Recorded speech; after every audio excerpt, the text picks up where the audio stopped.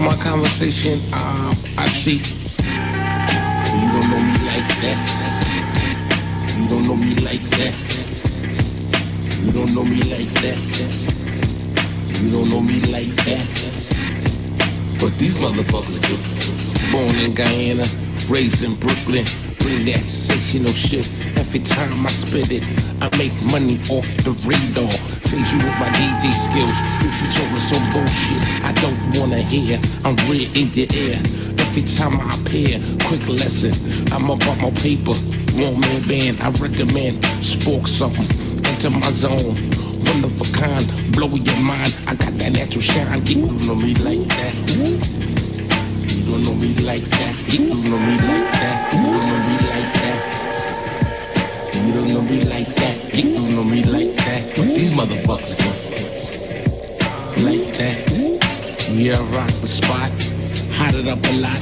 All with my shit and I keep it like that. Next level shit when you fucking with me. Raw material, my forte, my flavor taste it. I'm breezy with the bliss, baby define it. Got your freak down on it. You don't know me like that. You don't know me like that. You don't know me like that. You don't know me like that. You don't know me like that. You don't know me like that. These motherfuckers do. Better mothers raise better daughters. They get deep in 3 feet water. Baptize $1 and bring back 100. I came from swerving on you blunted. I groove on the groove, how I do. I'm on for the cause, too hot to touch. I bring the raw deluxe, fuck the airwaves up. Shout out to that famous DJs, hear me be on the cut. Watts on the frenzy, I be about. I came from my get busy route. I got this track in action, my flow priceless, and I got it in the bag. Bag. I see. You don't know me like that. You don't know me like that. You don't know me like that, like that. These motherfuckers do. Like that.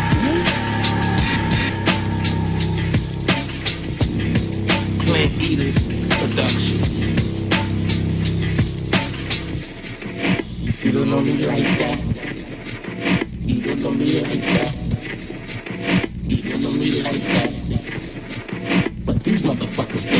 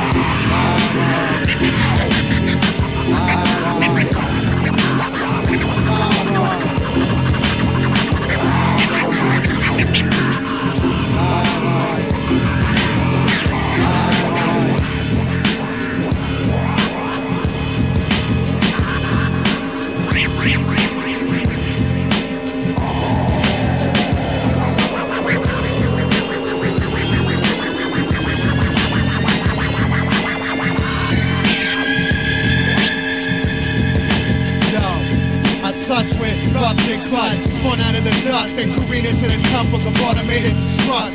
Nanotech bugs in a plug and unplug. Vision for the fly shit hybrid. I run among the mud, skipper swarm through warnings equal warning Beirut. Little Billy blunderbuss looking for more recruits. City life is practice, casket truancy.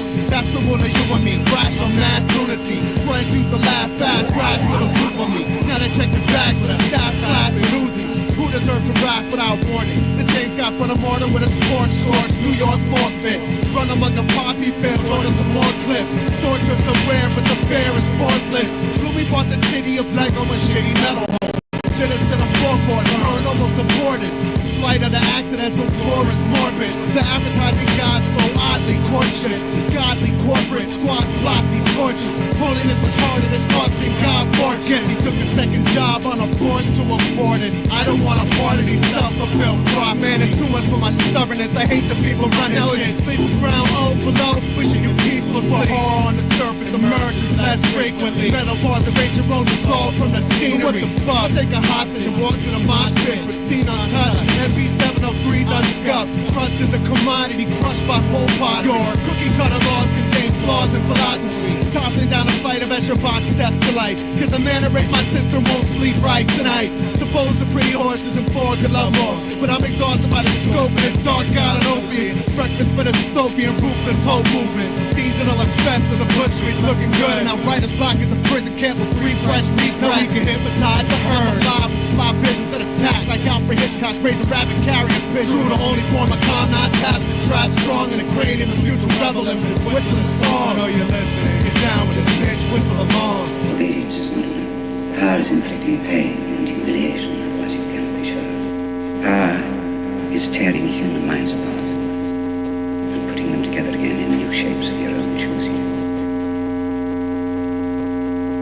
It's like the Bilderbergs came to dinner with filthy birds. They pussy all infected, I'm looking for milky words. They pull my third eye out, then they let it dry out. Had to pour my belief in Christ to find out what I look like with no skin. The movement faded while the back of my paper is still illuminated. Even your dough, flipped Egyptian euro. Got my website shut down by the bureau. Can't kick it with the dead until my life stops. But Bush got a Ouija to talk to Adam White's hot. I breed martyrs, turn fans to artists. Put a couple G's together before harvest. Like, I'll take all this. The hell I'm doing, dipping this whole fucking pound in embalming fluids. You think I rhyme to do it? If it's influence, try this. If you can't help but sleep, peel off the eyelids. If you want a vision of the future, imagine a boot standing on a human face forever. It's the year 2010. You can say what you want, but I bet if you like this blunt, dummy, the feds will come running. Lock you up, lock you out. You ain't trying to listen. Cameras in your food, dude. Look, they trying to listen. Lock you up, lock you out. We got bugs in the house. We're being monitored. They know we got thugs in the house. So like your blunt, babe, they'll hit you with a switch, hit you with a beam, hit you in the brain, make you go totally insane. Wildin' out. Guns in the spot, flipping on your nigga. They take you out. When the feds push guns on the roof, they take them out. Snuff you out, cause you know too much. After that, you know your hoes get touched. Look. Then the meeting starts. You download your chick to a memory card, give her chips and send her to a city job. Power is not a means, it is an end. In our world, there will only be triumph and self-abasement. Everything else we shall destroy.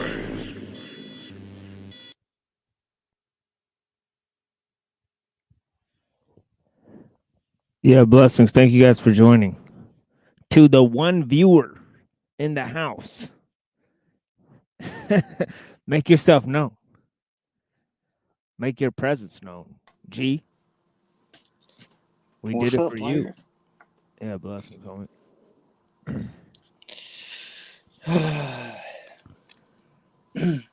So what's on the agenda, man? Well, nothing really. I was actually researching a few things that I might want to get into before you do your presentation, and I'll stream it over here, if you're planning on doing that. I can always push mine back, you know, it's not like set in stone. I always do anyways. Yeah, it's up to you. Yeah. Yeah, I mean, I'm totally fine to stream it over here, Cool. But whenever you do it, we will restream it on this channel. Do it. Do. We do what it do. Yeah, I got like a book by Saint BD on the commentary on Revelation. I got this, and then I got like a couple other books on Revelation I plan on drawing from. Then should be interesting. Yeah, I got some heavy agendas here. Heavy-handed agendas. I'll wait till more people pour in here, though. I take it the longer I take the stream going, maybe there'll be like 9 people in here. So we'll listen to this for now. This is a article I found that's on the first part of this, in the introduction of this. It's about Israel building tech cities. And yeah, I think it says this is 40 minutes long. So I'm down to just listen to for-profit city that might come crashing down.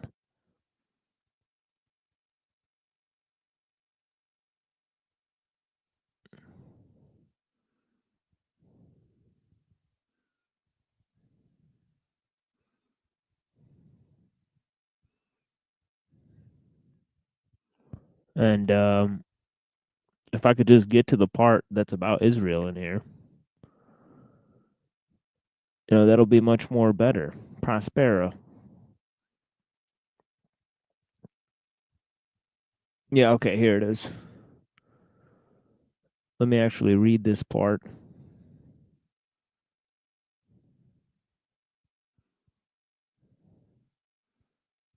Yeah, because it's only one little part, so there's no need to play this entire thing. But look at what it says here.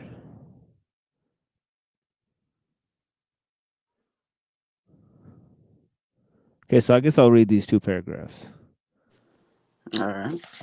It says there are about 3 dozen Wait, can you guys see this? It says there are about 3 dozen charter cities operating in the world. According to the estimate of Adrianople Group, advisory firm that concentrates on special economic zones, several others are under development, including East Solano Plan. Blah, blah, blah. Praxis. That's funny.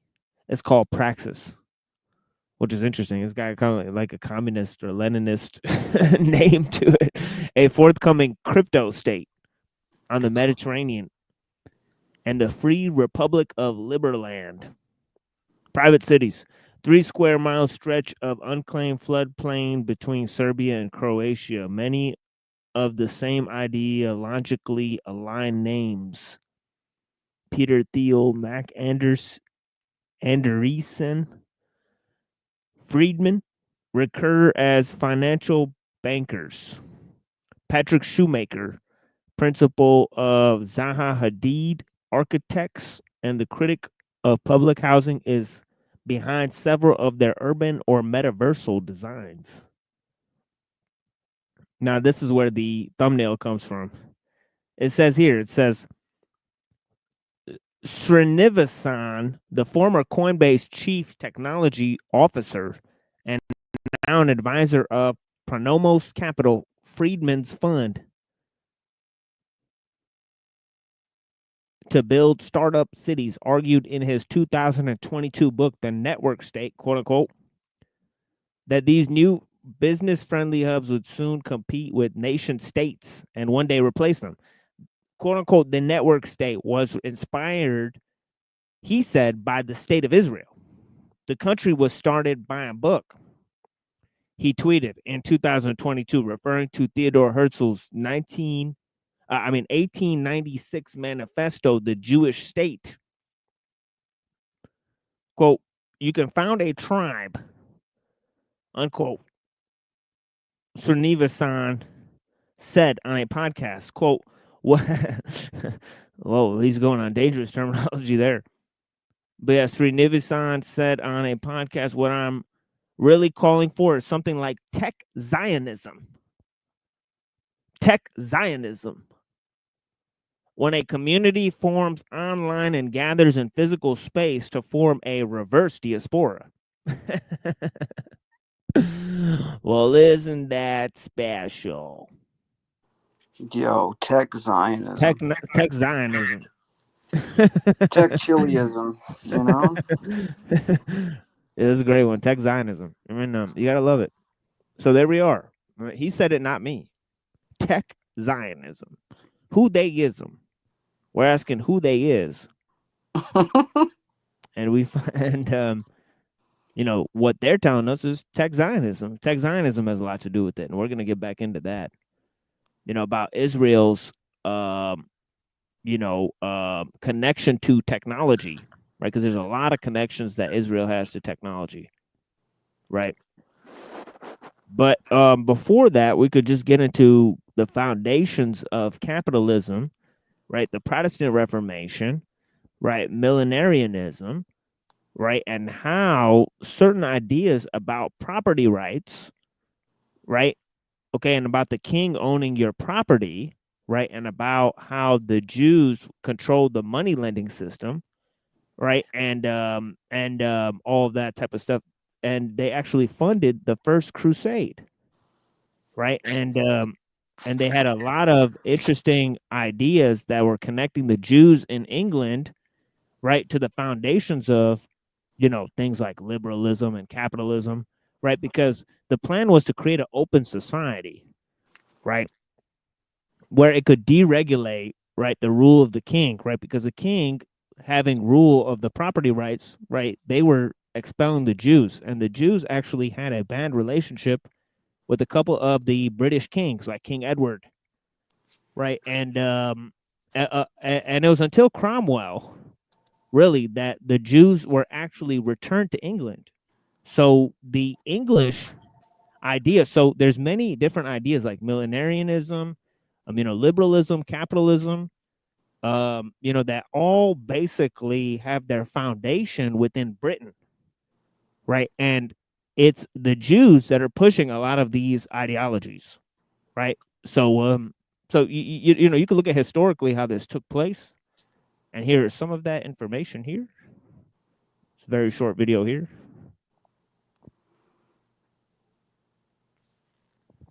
But yeah, tech Zionism, folks.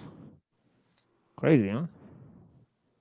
Crazy how that works. We're waiting for Neurojack to come through, and then we'll, have a, review of the material that we were looking at yesterday. And it's up to Unseen if he wants to go live, of course. But yeah, working outside, listening, blessings. Greetings to Godheart, blessings. Neo-tribalism. Yeah, yeah. Instead of neoliberalism, got neo-tribalism with the neoliberalism. Oh, yeah. That makes sense. Yeah, we're going to be doing a week-long thing as soon as the channel comes back on. We got like 8 people here now. See, I was thinking like 8 people would show up, so I was waiting a little bit. But yeah. So yeah, let's see what this is about. Parliament assembled in London, King Edward I of England issued an edict to the Sheriff of Gloucester. Whereas the king has prefixed to all the Jews of his realm a certain time to pass out of the realm, and he wills that they shall not be treated by his municipal partners otherwise than customary, he orders the sheriff to cause proclamation to be made throughout his bailiwick, prohibiting anyone from injuring or wronging the Jews within the said time. He is ordered to cause the Jews to have safe conduct at their cost when they, with their chattels, which the king has granted to them, direct their steps towards London in order to cross the sea, provided that before they leave they restore the pledges of Christians in their possession to those to whom they belong. Many fled to France, where they would be exiled again in 1306. Others went to Spain, where in 1492 they were ordered to convert to Christianity or be expelled from the country. And others still went to Germany, where even greater horrors awaited them, expelled from the country. So this is an interesting historical note, right? That in 1290, I mean, most people don't even know that in 1290, right, the Jews were expelled, right, from England, right? Most people might not know that in 1306 that they were expelled from France. They were actually expelled from a number of European countries during this time, right? So it was actually a regular thing, right? But in 1492, obviously, that's when the Inquisition happened, right? So so it's important to note that, you know, obviously the Inquisition, right? Who controlled Spain before that, right? It was the Muslims, right? So the Jews had to leave after the Muslims didn't rule Spain anymore. So that's a notable fact, right? How come the Jews never acknowledged that, right? Or any of these, you know, so-called Zionists, right? That are like basically rewriting history, right? As we saw the Turkish fellow say on the debate with Andrew Wilson, right? Apostate prophet, right? He literally said that Muslims were murdering Jews and Christians, right? And maybe they were, you know, making them second-class citizens, but they were not, you know, killing them in mass. I mean, as he was saying, right? And actually, a lot of the Jewish historians will admit that fact because a lot of their texts and so-called scholars and so-called people were, uh, you know, writing, you know, under the caliphate, you know, because they had schools, they had, uh, you know, actually scholarship and like science and like even like studying Aristotle and stuff was basically just encouraged, you know. And others still went to Germany, where even greater horrors awaited them in the 20th century.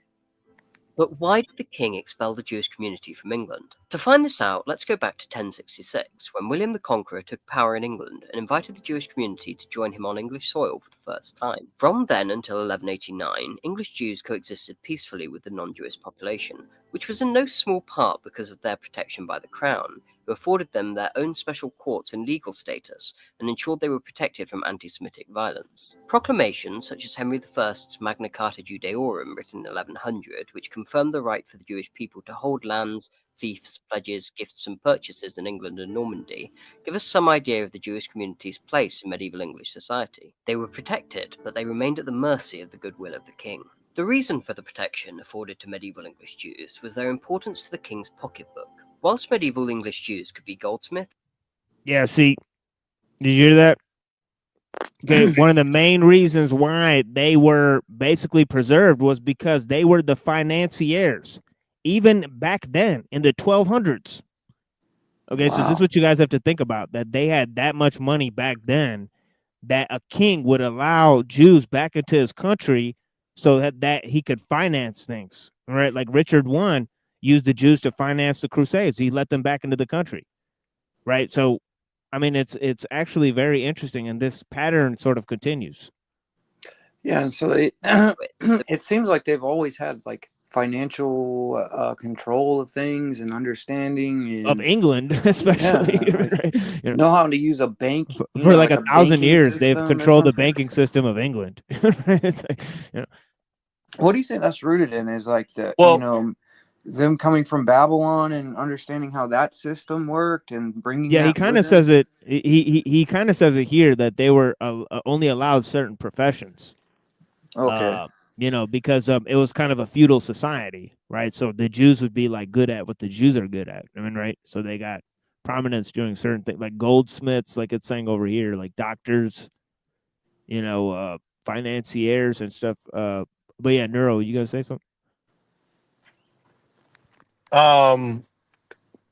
Yeah, I think well,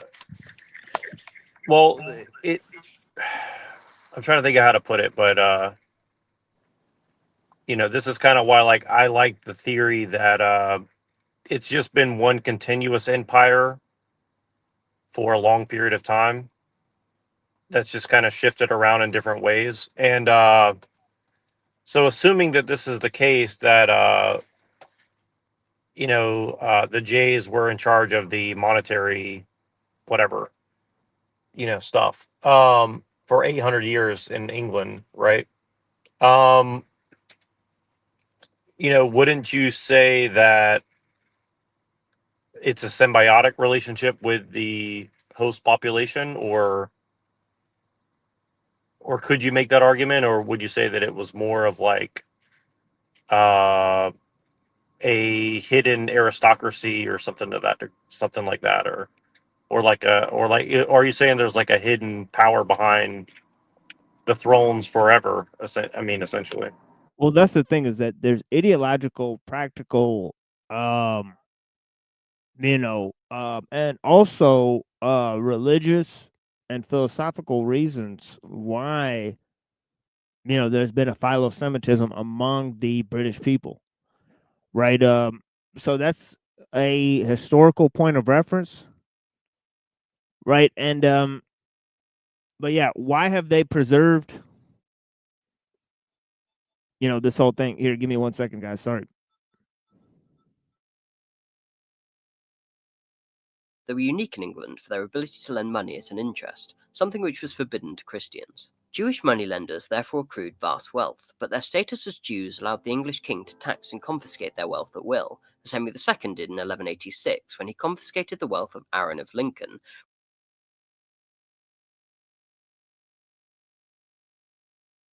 Yeah, so I just want to point out that in capitalism, right, the idea that Locke had, right, was definitely that, basically that the king did not have a right to property, to control the property of his subjects, right? And so he created an idea of private property, right? Now, this was during the 16th century of the Cromwellian England, right, when they brought Jews back, right?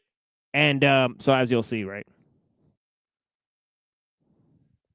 which amounted to £120,000, which was half of the king's income. This resulted in the Jewish population being an incredibly convenient source of revenue for the English crown.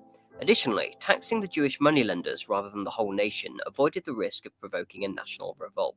This situation, with the English monarch providing protection to the Jewish community in return for them providing vast revenue to the crown, continued with little disruption until 1189, when Henry II died. Despite royal protection, anti-Semitism was on the rise across Europe. Christians had long held the Jewish community responsible for the death of Jesus, but it was only from the middle of the 12th century, around the time of the Second Crusade, that anti-Semitism began to ramp up. False stories about Jews performing ritual sacrifice on innocent Christian children and using their blood for magical purposes, a phenomenon historians refer to as the blood libel, began to circulate.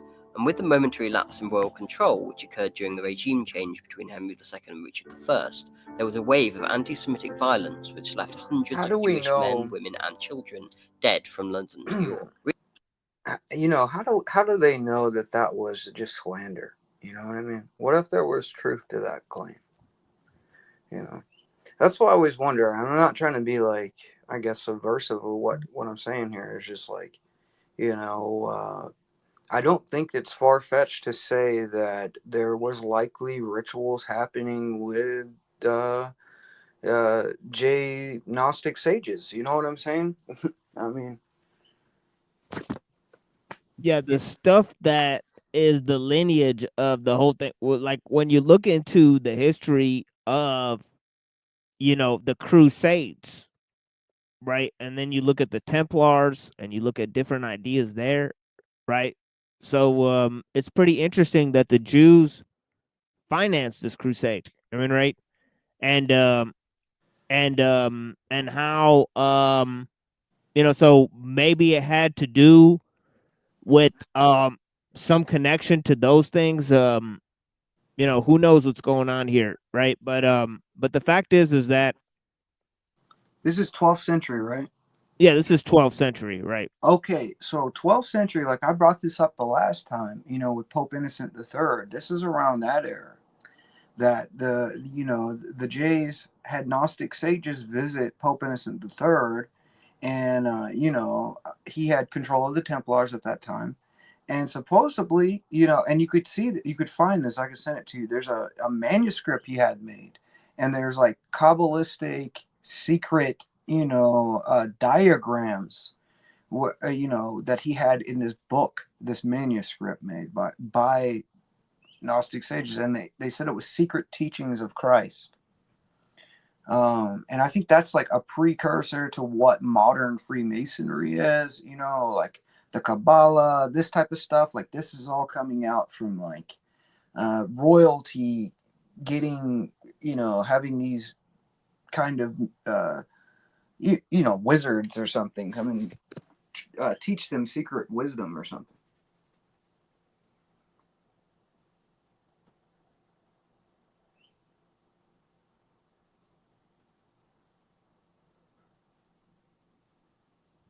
Yeah, I mean, there's definitely stories that correspond. Like, I mean, within a 300-year period, you could basically bet that, you know, you have the Kabbalah and all of that stuff that is a huge source for, you know, the occult, right? So where did that stuff come from? It didn't just pop out in the 14th century and the 15th century, or, you know, was it, you know, developing for like 200 years, 300 years before that? You know, you know, one could only surmise. I mean, I personally believe it developed slowly, you know, and you know, you know, like Zoroastrianism, like Babylonian, Egyptian, the Roman mystery schools, guys like Simon Magus, all that stuff was going around, you know. Yeah, Pythagoras, you know, you had these mystery schools throughout the centuries, and that knowledge is getting passed down, and eventually it's like you know, it was looked at as like only the elite should know this, right? And that's essentially what even supposed Christians like the Pope, he's you know, experimenting with it. And then you have like stuff like kings and queens having, you know, Gnostic sages like sort of in the background, teaching them divination and different things. So yeah.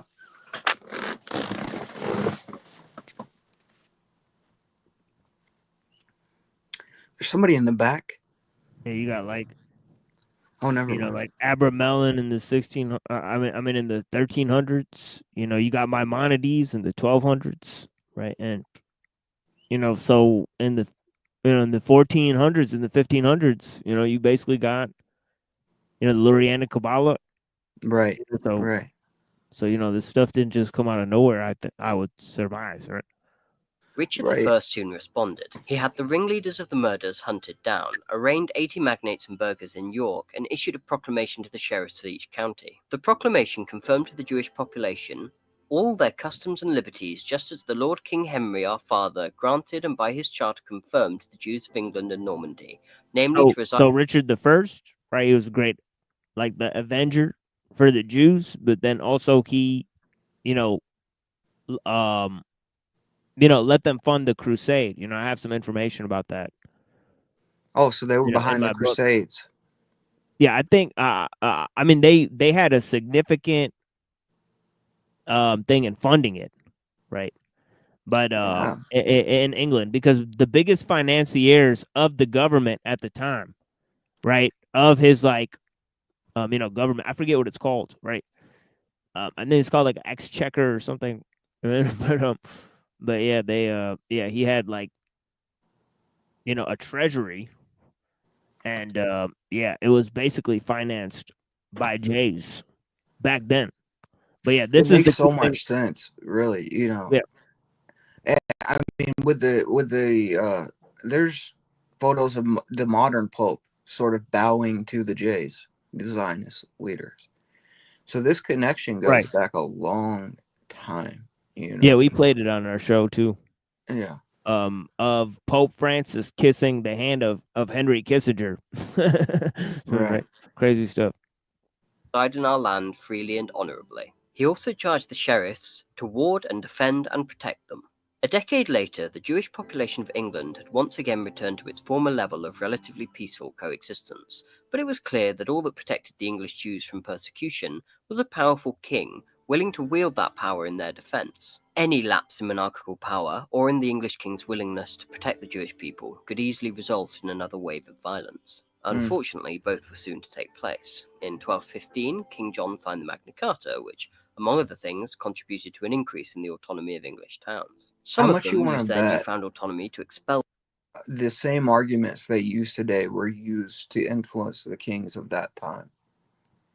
You know, these biblical arguments that they're still the beloved, and you know,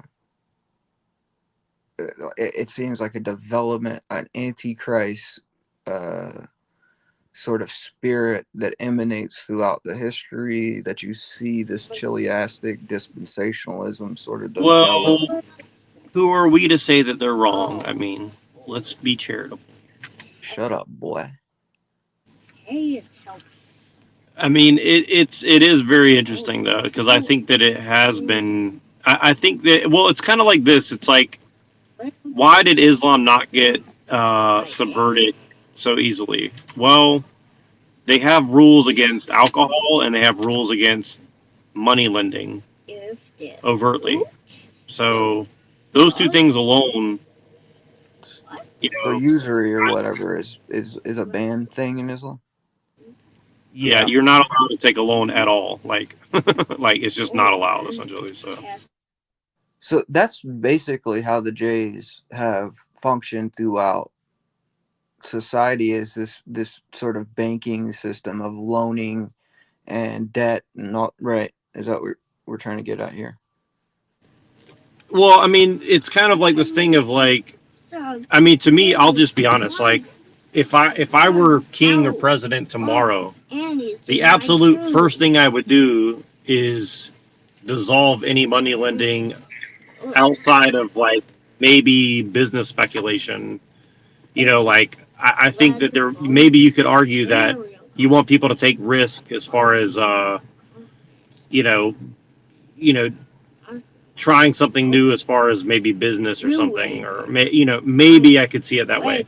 For buying a home or food production or any of that shit, I mean, that's just like, again, unless you're going to say that business, that food production is, purely an economic function, which I guess is what they've done, that's a very hard argument to make. I mean, speculating on people's productivity for food and housing and clothing and stuff like that, I mean, it's kind of a dangerous, notion,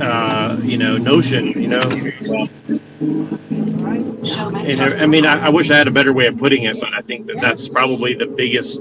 Like, how long has that been going on for in Christianity? I mean, if you read about the French Revolution and stuff like that, a lot of that, bloodshed was about, really about money speculation and loans and bureaucracy, all like spiraling out of control, trying to compensate for that kind of stuff. And so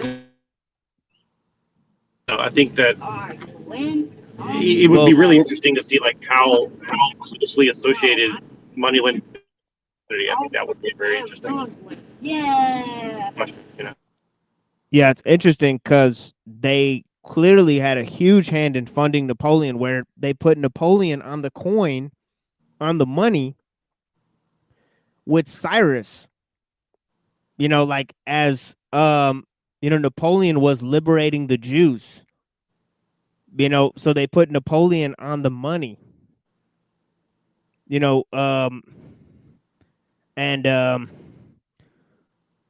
is obviously Joseph and Maria Mendez. Nazi, Nasi.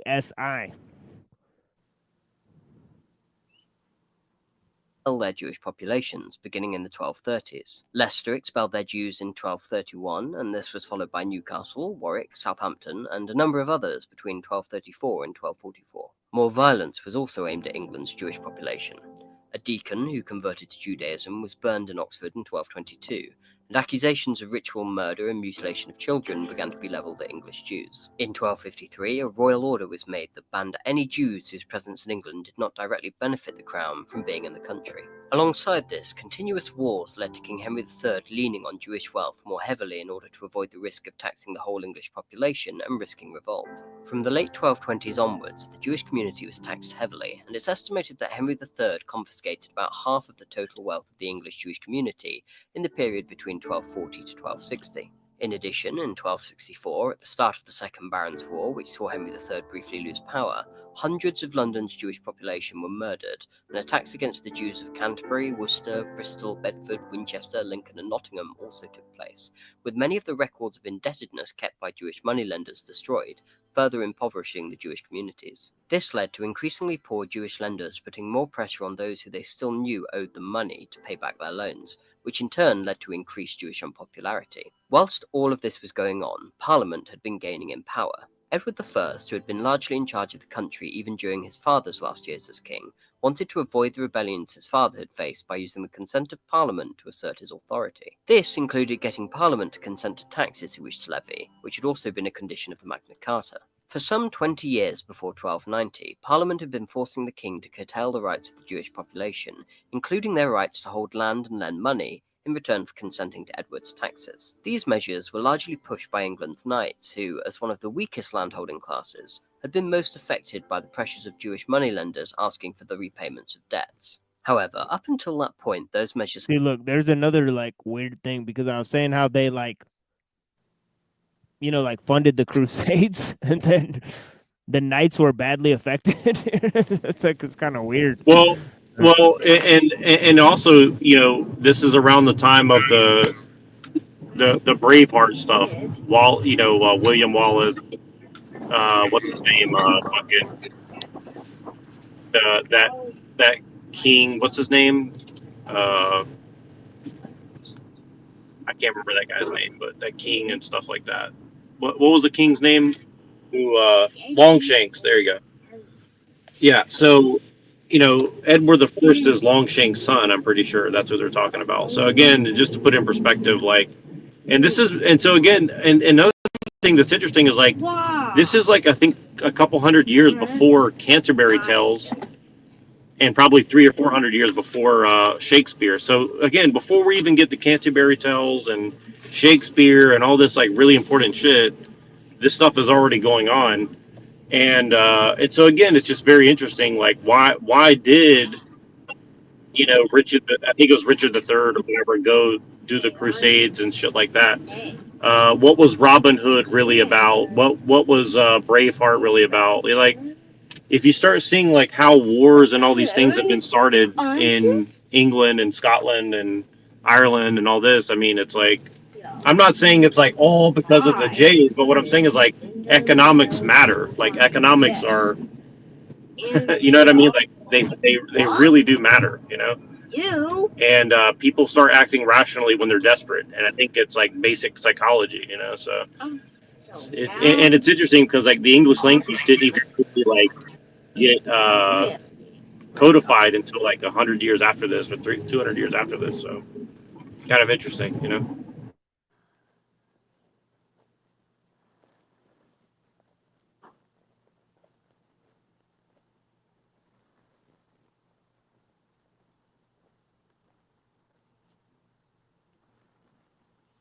And that was my dog whistle to get Bill Eater in here, because I'm sure he knows more about that specific stuff. Yeah, there's two key terms. One is a Jewish banker in German called a court Jew. Could look into that. They were granted noble status, right? And then in England, the term here is servi camerae regis, servants of the royal chamber. It was a status of the Jews in Christian Europe in the Middle Ages. The ruler had the right to tax them for the benefit of his treasury, camera regis. But at the same time, yeah. Oh, no, go ahead. No, that's just basically it. You know, at the same time, he had the duty to protect them. So it's a special tax. So they actually say that, you know, obviously that the Muslims were doing this, right? But it's clear that the Christians were doing it too, right? And well, the other thing that comes to mind is the court jester as well. And if you look at Charlemagne and the two people that came right before him, there was definitely a weird shakeup among royalty in that time, right? And then if you look at some of the shakeups as far as the different the different houses of the English monarchy in particular, and I'm sure all of Europe is the same. There were some very strange events that happened to go on in the court of these different families and stuff like that, right? And again, I'm not saying it all comes back to the jade, but I'm saying, like, if you start looking at the finances and stuff like that, I'm sure that it'll start making a little bit more sense. And it's funny, like, I read more. Wait, I read more. I read more European history than almost anybody I know, and they almost never talk about.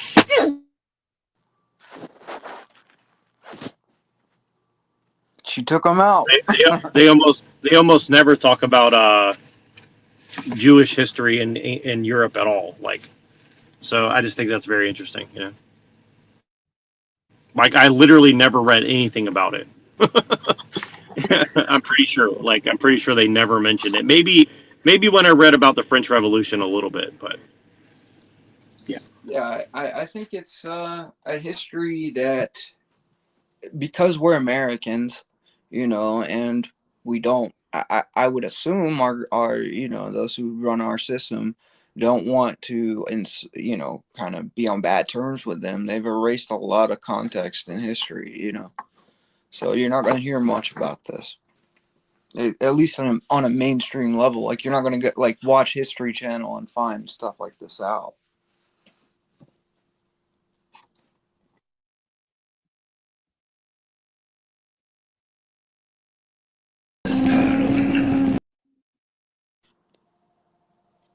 Like, I was looking at the Anti-Defamation League, and I was looking at some of the stuff they said about Tsar Nicholas II and Stalin and all this stuff, and Marx. And it's the most extreme propaganda I've ever seen in my life. But this is what we're supposed to believe. Like, this is the mainstream narrative, and if you go outside of it, then you're quickly denounced and attacked, and it's pretty gnarly, really. Like, if you just Googled Tsar Nicholas II Anti-Defamation League, look what they say about him, and it's pretty unbelievable.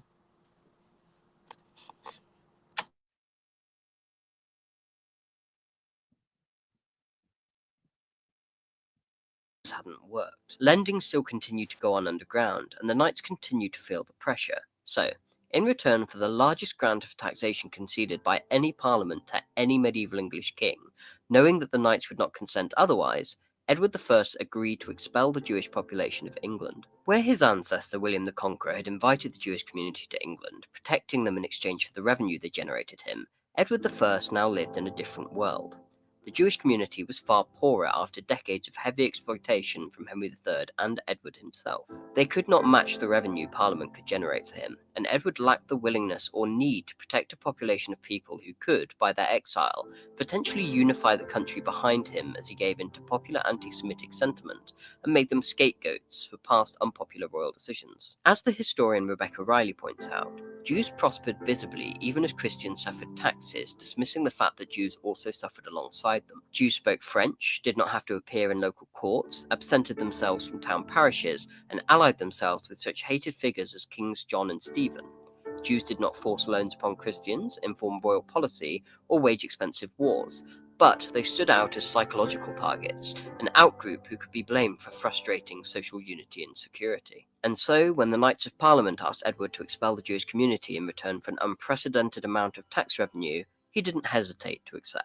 It wouldn't be until the reign of the Lord Protector Oliver Cromwell 360 years later that the Jewish community would finally be allowed to return to English soil once again. I hope you've enjoyed this video. If you have anything to add, feel free to leave a comment. And if you want to see future content, don't forget to subscribe. I'll see you next time. I like stuff like that. It's pretty interesting. I don't know how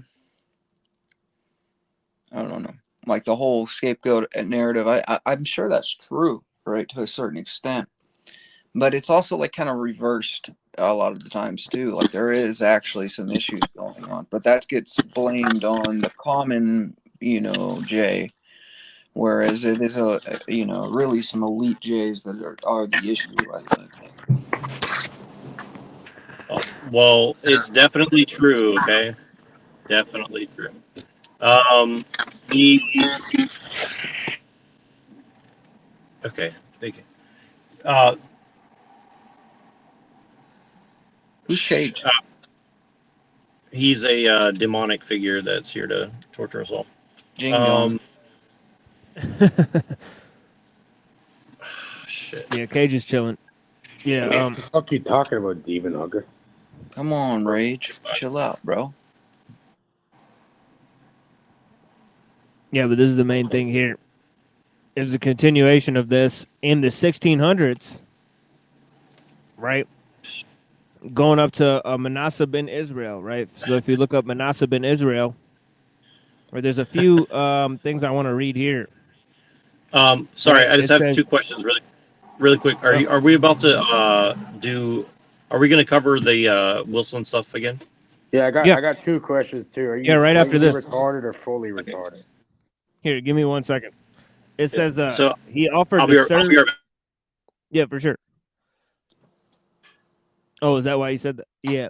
Yeah, we'll do it in like 2 minutes here. You know, this is basically the last thing I'm gonna read. It's just like basically longish introduction to today's show. I got a bunch of other stuff on the Jays that we could go through later. I mean, after we do the little review of the Jim Bob stuff here. But yeah, because we kind of want to cover how he said that, you know, he's not sure if Judaism is an anathema or not, right? Or why he was confused about that, right? But yeah, it goes here. 1651, he offered to serve Queen Christina of Sweden. Now, this Queen Christina of Sweden, she literally danced in the streets of Amsterdam in support of the false Jewish Messiah Shabbatai Zevi. Right? Wow. And she was also a patron of Descartes. Right? Oh. So, you know, so and then later they basically like get rid of Spinoza. It's kind of funny. Like the patron saint of Jesuits, you know? Yeah, right. You know, yeah, exactly. Right. So it says here that this figure right here, Oliver Cromwell, right, who brought the Jews back to England, right, was sympathetic to the Jewish cause, partly because of his tolerant leanings, but chiefly because he foresaw the importance for English commerce. So again, the chief issue was about the Jews being the financiers, right? And he said of the participation of the Jewish merchant princes, okay, some of whom had already made their way to London. At this juncture, the English gave Jews full rights in the colony of Suriname, which they had controlled since 1650. There is some debate among historians concerning whether Manasseh's motives for pursuing the readmission of the Jews by England were primarily political or religious.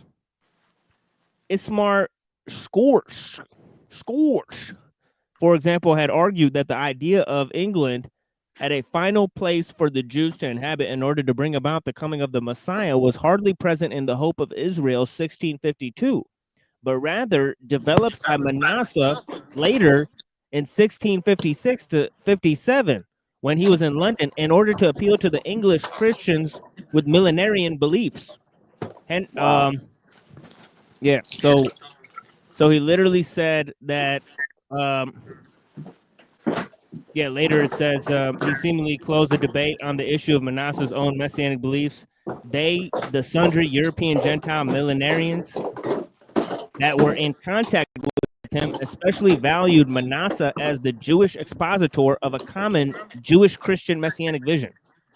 So in the 1600s, they had Christian Zionism. They had a Jewish Christian messianic vision in the 1600s. Right, wherein the worldly empires will be swept away by the fifth kingdom or a fifth monarchy ruled by a savior sent by God. And there's a connection to Spinoza. It says that Manasseh arrived in England during his absence in the Netherlands. The Amsterdam rabbis they excommunicated his student Spinoza. So he's not only tied to Descartes, but he's also tied to Spinoza. So it's crazy stuff, right? And the main thing I want to point out is their support for Christian Zionism and millenarianism back then, and also their ties to Queen Christina of Sweden, right? Who's tied to Shabbatai Zevi. And look at this. It says Manasseh ben Israel stayed in London for a close 2 years with the Whitehall Conference. During this time, they tried to obtain written permission for the resettlement of the Jews in England. Although he failed in this endeavor, during his stay, he met with a large number of influential figures. Check out this number of figures, including John Deary and Samuel Hartlib, who started the Hartlib Circle, right? That was part of the beginning of the British Royal Society, right? When it said Ben Israel's stay was managed by millenarian Philo-Semite Baptist clergyman Henry Jesse.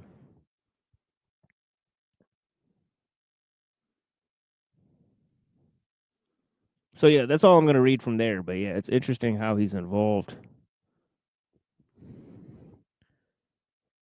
What happened to Cage and Neurojack? Oh well.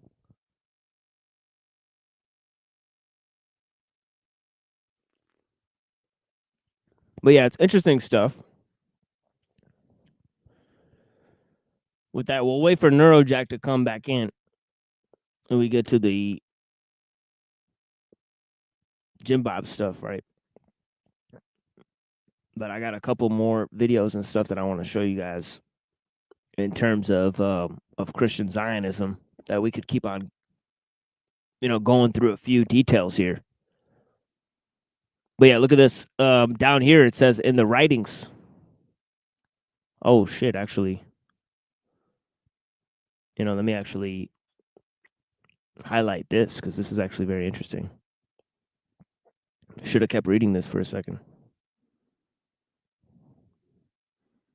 It says here, Manasseh ben Israel was the author of many works. His major work, Nishmat Hayim, is a treatise in Hebrew on the Jewish concept of reincarnation of souls.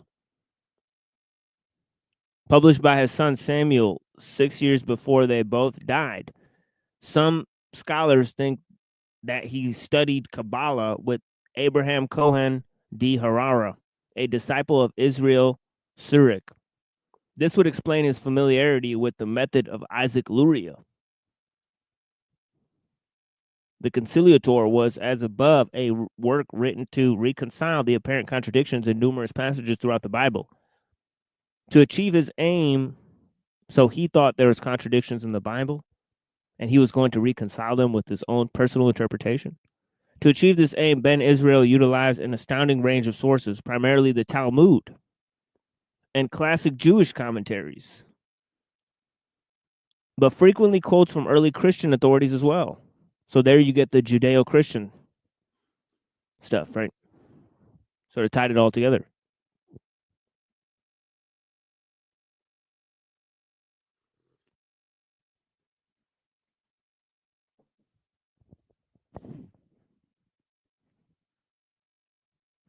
Okay, so there's where some of the origins are of the Zionist idea, right?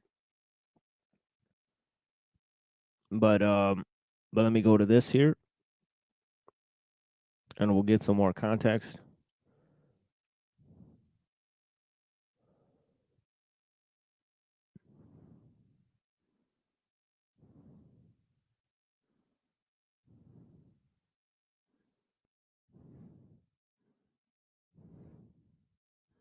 Give me 1 second, folks.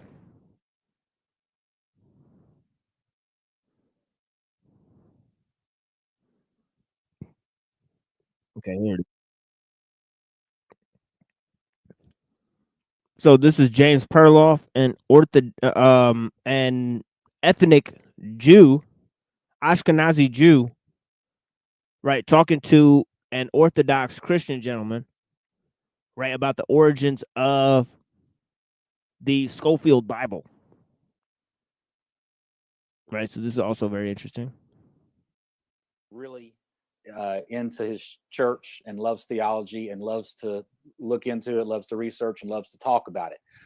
Neither is James speaking for the church. He doesn't belong to the Eastern Orthodox Church, so he can't. But So the metaphor I want to give, this is going to be a very theology, scripture laden podcast tonight. And so the metaphor I want to give for everybody is that 5 or 10 people at work hanging around the water cooler and talking religion, talking politics. Maybe a couple of the guys have had the opportunity and the time to do a little more research than everybody else. So they're kind of talking about it and going back and forth. Everybody else is kind of listening and interested. So that's the metaphor I have. So that I just want to start with that. So I'm not pretending to have more authority to what I share and talk about than some people might consider I might be advancing. So with that caveat, why don't you go ahead and start where you want to start, and let's get going.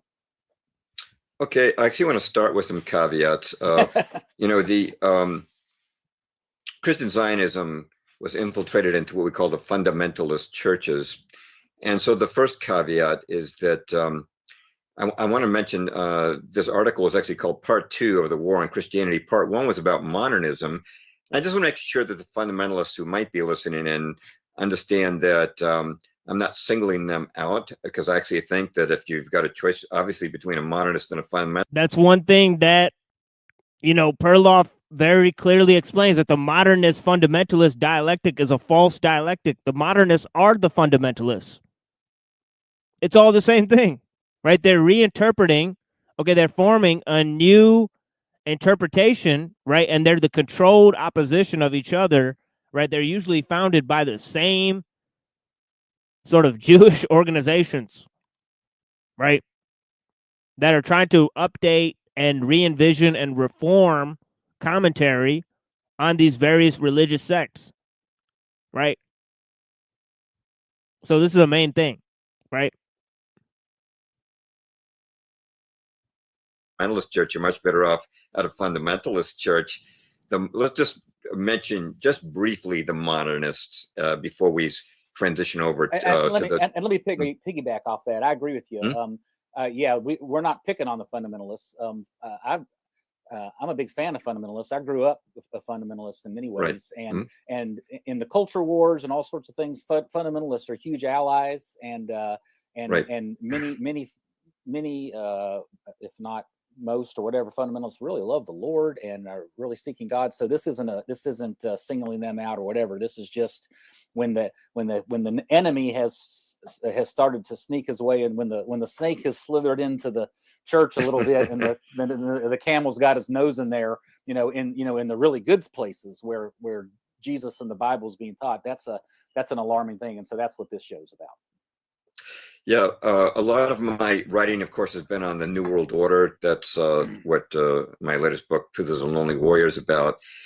And they have definitely infiltrated into religion and into the churches. We know that the head of the Luciferian New World Order, financially speaking, is the Rothschilds, and they have their satellites in America. They had their J.P. Morgans and their Rockefellers, and the Rockefellers were the ones who funded the modernist movement. And you had this around 1900, you had this fundamentalist modernist split, just to explain why they had to downgrade Christianity, and that's what modernism did.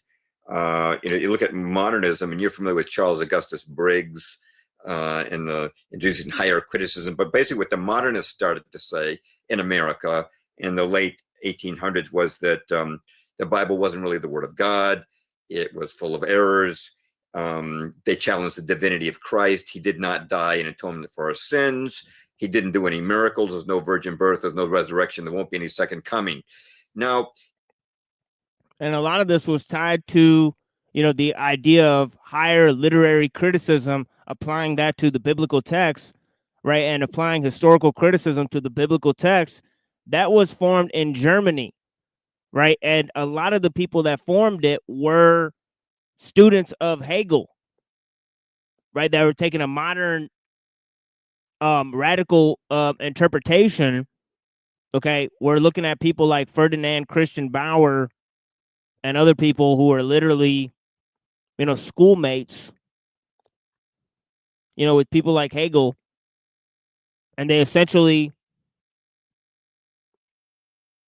actually Ferdinand Christian Bauer is prominent for the theory that Paul is a Gnostic, right? That Paul started Gnosticism, right? Paul was Simon Magus, right? You'll hear a lot of these ideas within the mythicist, circles.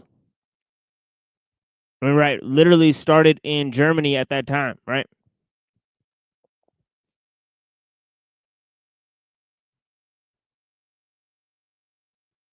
If you've ever been, I know you must have been to a lot of Bible studies. I certainly have. And people will really argue over stories when the Apostle Paul, though something he says is kind of a gray area, and you can debate it one way or the other. But that's not what the modernists were doing. They were actually attacking every fundamental doctrine of the Christian faith. And as I look back on this, I sort of reverse engineered what the Rockefellers were doing. And I realized that because Christianity is unique, offering salvation through Jesus Christ and the uniqueness of his resurrection and his miracles, they had to downgrade it because they wanted to create a one world religion. World power is about consolidation, so they want a one world government. And that the EU, which came out of the common market, and the proposed North American Union, which is supposed to come out of NAFTA, these are just stepping stones towards political consolidation. You see consolidation in the business world where you've got all these mergers. So you had the Rockefellers take their Chase Bank and they merged it with the Warburg's Manhattan Bank. Of course, Paul Warburg was the founder of the Federal Reserve. And then Chase Manhattan merged with JP Morgan and became JP Morgan Chase. You have fewer and fewer corporations. They're merging. They also want mergers of religions to get them all under control. And that's what ecumenicism is. And so the Rockefellers were very behind ecumenicism. But to get Christianity to blend with other faiths had to be downgraded into just another religion. You had to take out that divinity of Christ and the uniqueness of Christianity. So that's why they started funding seminaries like Union Theological in New York City to downgrade the faith. Well, didn't you have a connection in your article between Rockefeller and one of the founding fathers of modernism? Went to his church, he funded him or something? When we're talking about Harry Emerson Fosdick. Yes, just mention that connection. Yeah. You start, you begin the show by citing the Rothschilds and the Rockefellers, and there's some people who will track with you, but other people are like, what? But so a couple anecdotes like that are helpful. Let's make these connections. In 1922, there was a pastor named Harry Emerson Fosdick, and at the First Presbyterian Church of New York, he gave this sermon called "Fundamentalists Win," and he attacked. Did you see that? All the fundamentals, several of the fundamentals of the Christian faith. And he said that people who held these views were intolerant. Well, he was expelled from.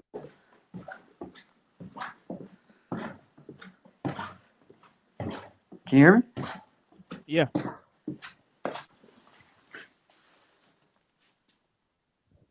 Yeah, I can hear you. Go ahead. Oh, check this out. Right.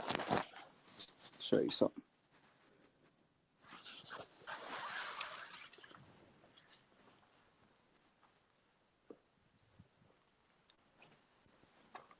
This is kind of something we do at this time of the year. You put like a tomb, kind of. You know what I'm saying?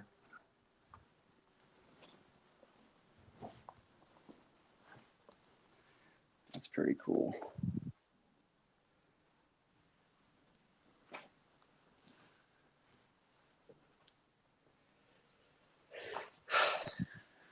This is a little area where I basically am at. This is my little stand.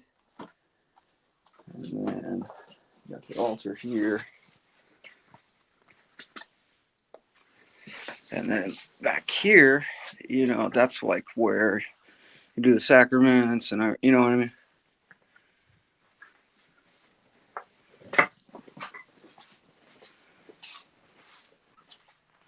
Have you ever been in an Orthodox church?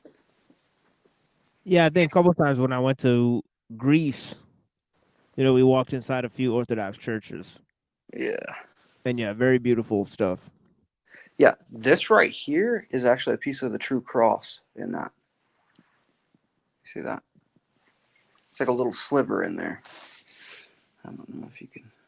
It's kind of like inside of there.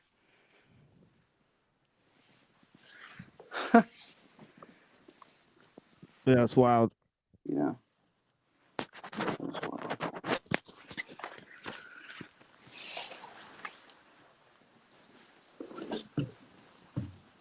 We got iFi in the chat. Blessings. Aim for the Wilson roasting. Too Yeah. many icons, not enough for what did he say? Yeah, he's part of Church of Christ. So Oh, those guys, those people. I remember that guy. Yeah, I do. I remember. yeah, he's a funny guy. You ever Yeah, seen like- a great schema? So this is a great schema. Hold on one second. This is like something you get when you reach like the highest level of monasticism. It's a very rare piece of thing you get here. And they say basically like the demons are terrified of this imagery on here, and those that get to the spiritual level to wear it.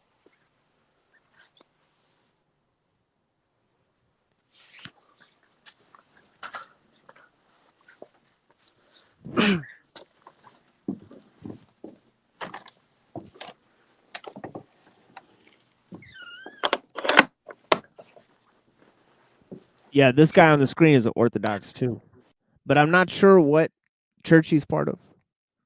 But the guy on the right, he converted to Christianity, and I think he was born an Ashkenazi Jew, so it's pretty interesting.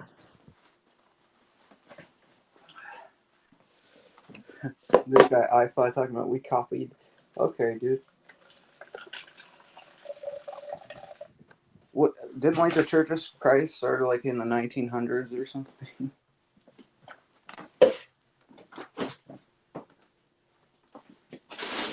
Yeah, I'm actually not sure. Yeah, they're Protestants, dude. They're not. They're very early. They're like recent. Yeah, Jack was here. I think he'll be back soon, but I don't know what's going on with him. But yeah. From that church after a heresy investigation. He was immediately hired as a pastor of John D. Rockefeller's Riverside Church. And John D. Rockefeller paid for 130,000 copies of his sermon to be distributed. So he's talking about this one guy, Harry Emerson Fosdick, a example of a preacher that was literally funded by the Rothschilds right at this time, right, to push the modernist sort of, fundamentalist divide, right? Well, yeah. If I'm not mistaken, Rockefeller was behind the World Council of Churches, so you got Rothschild funding the Right. modernists. Yeah, they talk about push. that too. Yep. So yeah, That's exactly the whole right. ecumenical movement is based on Freemasonry, and they had early Masonic handbooks that would push, the whole doctrine of ecumenism, that all faiths are one, and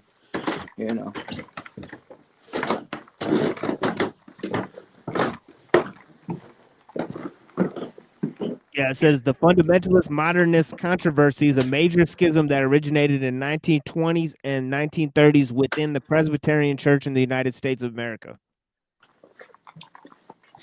At issue were foundational disputes about the role of Christianity, the authority of the Bible,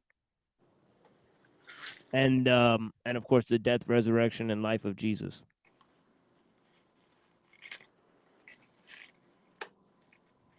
To Protestant ministers, and the most telling point, I think, is the fact that Harry Emerson Fosdick's brother Raymond was head of the Rockefeller Foundation for 12 years. Right. So there's a Rockefeller connection. The other side of that, before we move on to Christian Zionism, is that to get churches to ecumenicize and combine with each other, you need a structure, a platform. So that's why the Rockefellers funded what was called the Federal Council of Churches, which became the National Council of Churches. And the spearhead for that was a Rockefeller in-law, John Foster Dulles. He was his wife was a first cousin to the Rockefellers, and this guy is a globalist without peer. He was chief counsel to the American delegation of the Paris Peace Conference, which proposed the League of Nations. He was a founding member of the Council on Foreign Relations, which is what my book, The Shadows of Power, is about. That's the chief supplier of cabinet members to the U.S. government since it was founded, and also its primary goal is a world government. He contributed articles to its flagship journal, Foreign Affairs, from the very first issue in 1922. He was the attorney who defended Harry Emerson Fosdick at his heresy trial. He helped write the this whole push for a one world government. It also, they were pushing for a one world religion, and they seen a one world religion as a means to achieve the one world government. It's like a one-in-one thing together. And that's why it's so, I guess it's important to understand the religious aspects of it, because there's very few of the truther sphere that understand the religious aspects of what these guys were pushing for. They understand, maybe like the Trilateral Commission or like the bankers and all this other stuff, but they don't realize there's a whole aspect where it's like religious leaders, and Right. it's a major play. Yeah, and they think that they can go to religion or like philosophy or something to like save themselves. But that's actually not true. That Right. It's that just was as infiltrated and infested with these globalist types, and a lot of them joined Orthodoxy thinking that they were getting away from that, right?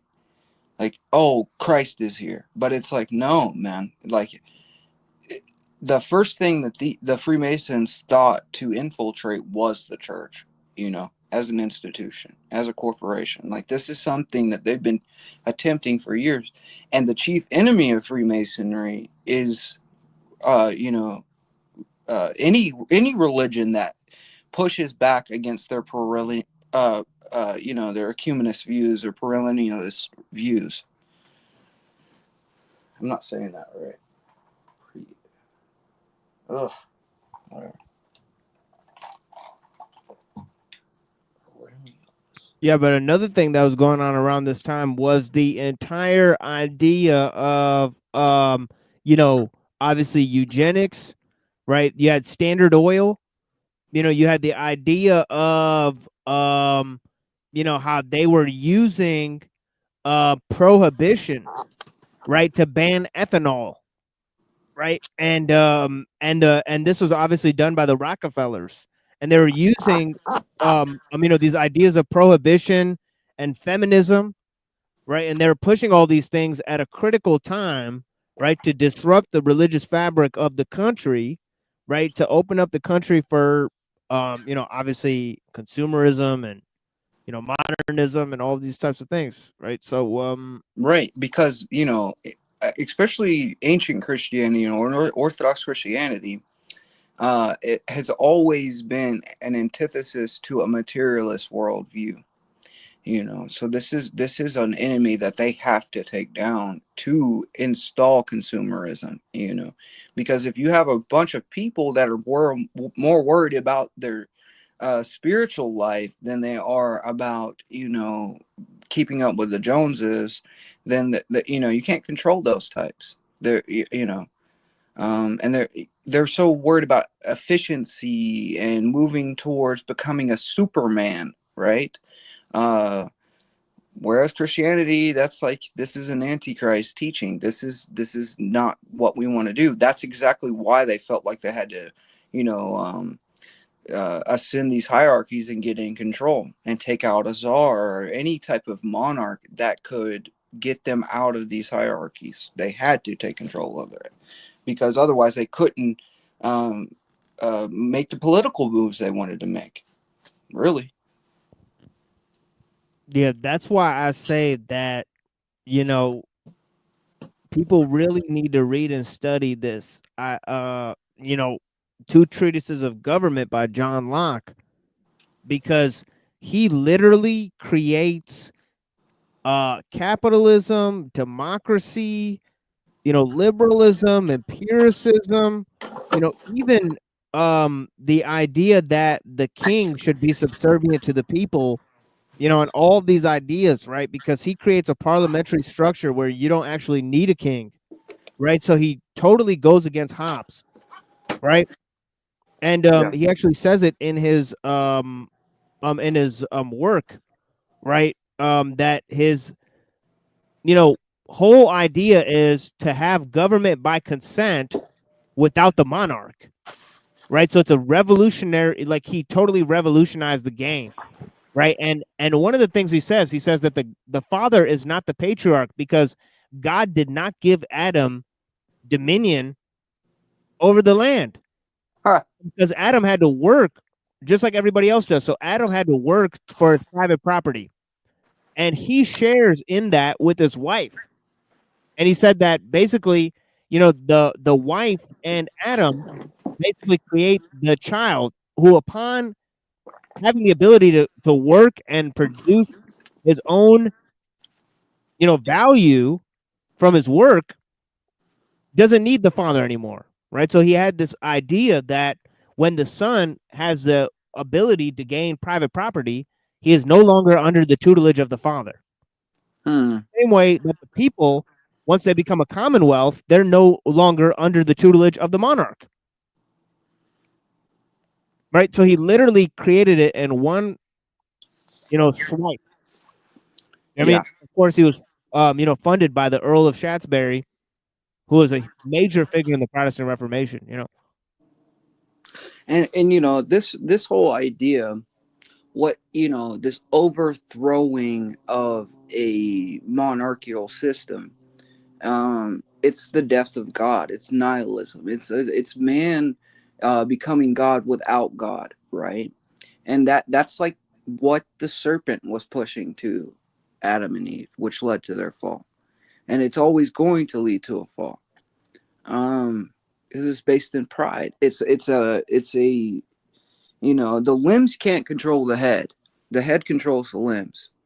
But they wanted that. They wanted this kind of state of chaos so they can pull the strings behind closed doors. Because it's harder to control a monarch, you know, to get in his ear. You know, because you'd always have a king getting killed, assassinated, and then you set up another one, you set up another. Eventually, they were like, you know what? We're going to start a system where we don't need a king at all and have the people, and then we'll, you know, just manipulate the people so we have them do what we want to get what we want, this small minority, you know? And that's where we're at.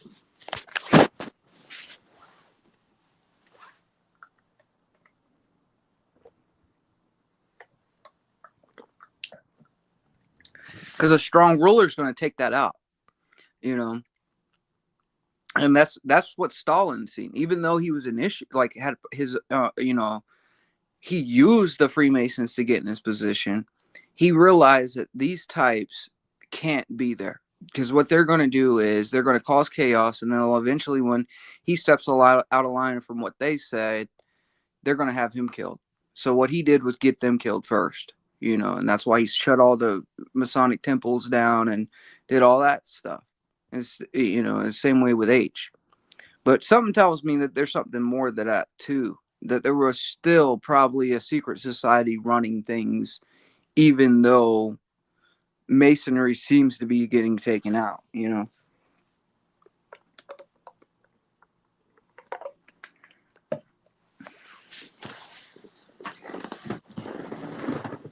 Well, yeah. I think Welcome to, that's. yeah. Oh, sorry. Go ahead. Oh no, I was just gonna welcome your blessings. Thank you. Yeah, sorry, I had to go do something. But I think, I mean, there's a lot of different ways to frame all this, and you know, I don't know the best way to do it, but the way that I would try to frame some of what you guys are talking about is like, and I hope Pillita will show up because he's kind of an expert on this particular thing that I'm talking about. But I think that's kind of why people like Caleb Maupin and you know, people like that were trolling the whole like Stalinism for America and stuff like that, and because it's like it's kind of like an underhanded way of like bifurcating communism into like anti-Zionism and pro-Zionism because Trotskyism is definitely pro-Zionism and all that, but it's in an underhanded way, I think, where it's not on the surface obvious, right? And because it's kind of like perpetual revolution and stuff like this, so it's kind of like Tikkun Olam, but under the guise of creating utopia or something to that effect, right? So it's like it's kind of like an occult thing, and yeah, and I do think it's interesting, like as Masonry kind of became externalized, right? Then you have to think like, well, what is the current structure of the occult and all that? So yeah, it is interesting question.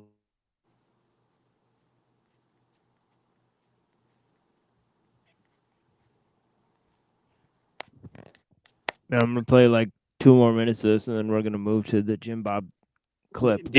And I don't know if you're open to this, and if not, it's okay. Wait, if you're not open to it, it's fine. But I sent you a few clips from last night from Instagram, and if you would indulge a few of those clips, I think it might be worth it as an intro to what we're watching. Because and I sent a few to Unseen, but if I didn't, like, but yeah, I think if you would indulge me, not right now, but after the rest of this video, because I think it might elucidate some of the other agendas that they're kind of simultaneously pushing. I'll double check which ones I sent you because I'm not sure. I do have something on Chiliism too. At some point, we could cover if you guys want, but it's up to you guys. Yeah, for sure. I mean, it's whatever direction you guys want to go in, right? I'm down to look up the Instagram clips and then go to the Chiliism thing. All right. Let me see where these Instagram clips are located. Well, we can finish the video you're doing too, because I think all these things are more or less connected. And oh yeah, I'm not trying to like produce your show. I'm just saying, like, if we're gonna go into the yeah, I just Andrew don't, Wilson stuff, I think I don't know where you put these. Like, are they in the back here or? Oh no, I sent I DM'd him to you last night. I think on Twitter or on Discord. Oh, I think I sent like 3 or 4. Let me double check. I'll see if I can find it too. I could put them in here too. Let me just put them here. I'll send you a few. One's a yeah. I'll put them in the back right now, so you don't have to go looking for it. I forgot we talked this morning, so hold on. I said this one, and then one is Myron Gaines, and then the other one is Apostate Prophet, Apostate and Prophet, another one is Alex Jones, co-host, and they're all kind of like simultaneously kind of running their own Zionism adjacent kind of stuff. So whoops. I just think it's kind of interesting. Like, they're all simultaneously running their own like narrative. Yeah, this one is wild because they literally supported Trump, and they pushed a heavily centered agenda, with Pasobic and with the whole QAnon thing, and there's many Zionist, like shows basically, right?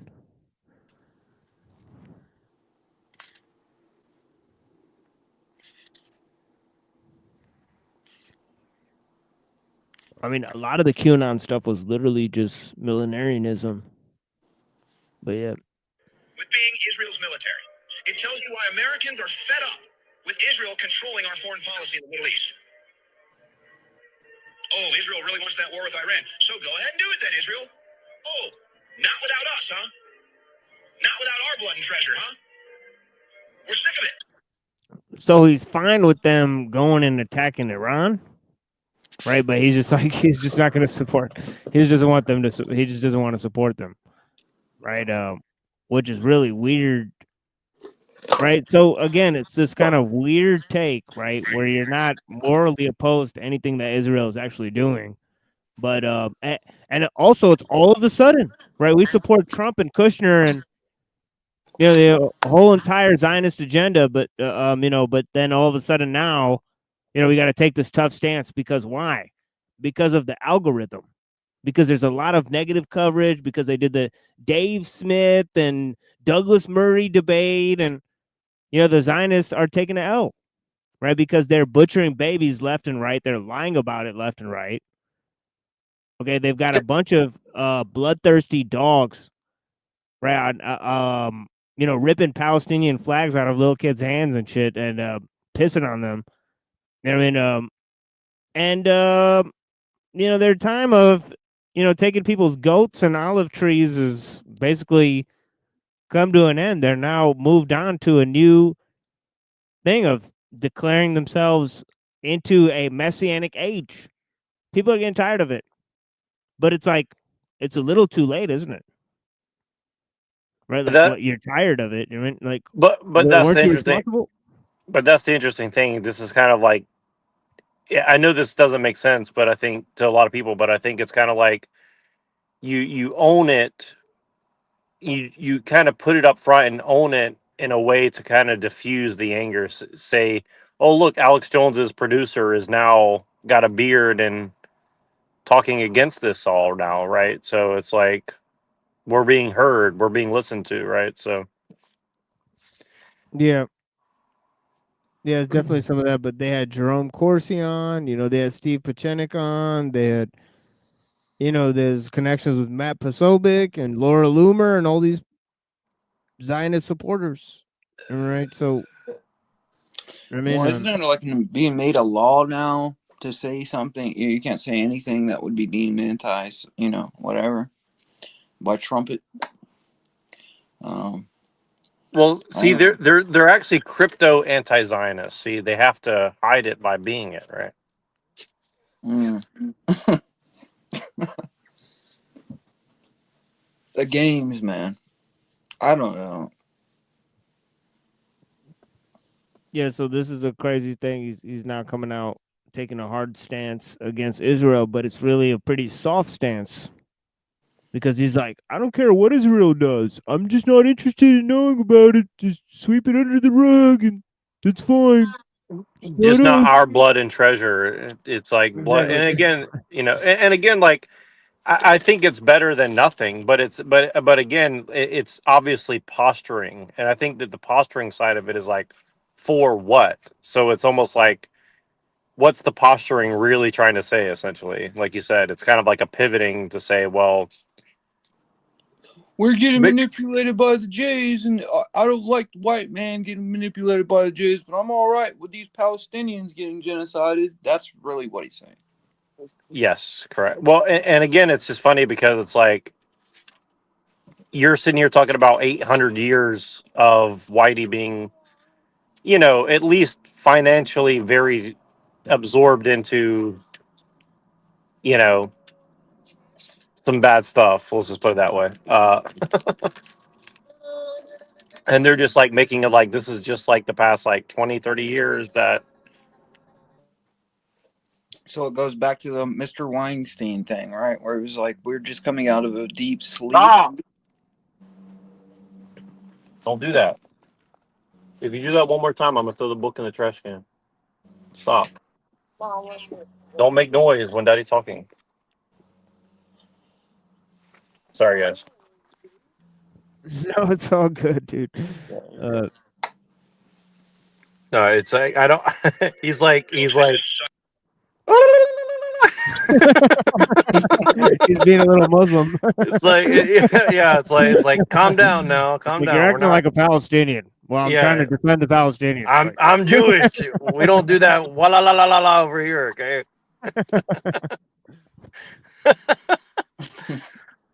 Wala la la. Sorry. Foreign policy in the Middle East has gone so badly, and why the United States of America has had to pay the price for Israel's decisions in the Middle East. Why, Israel bro? cannot do what it does in the Middle East without the United States.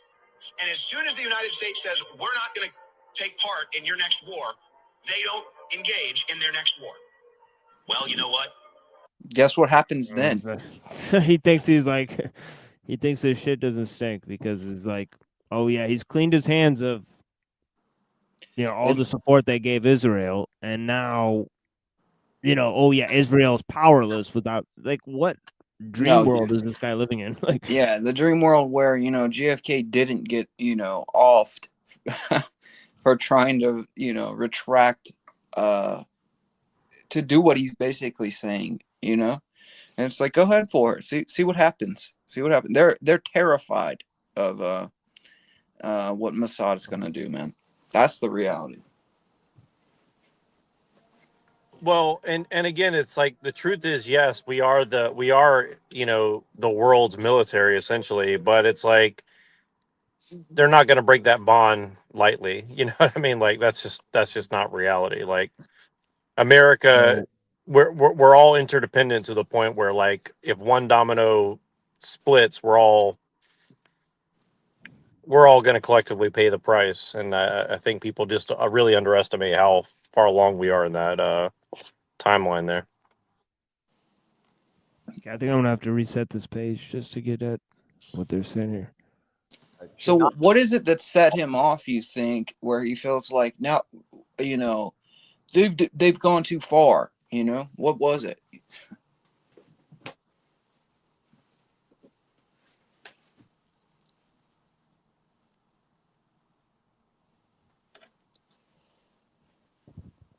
Right.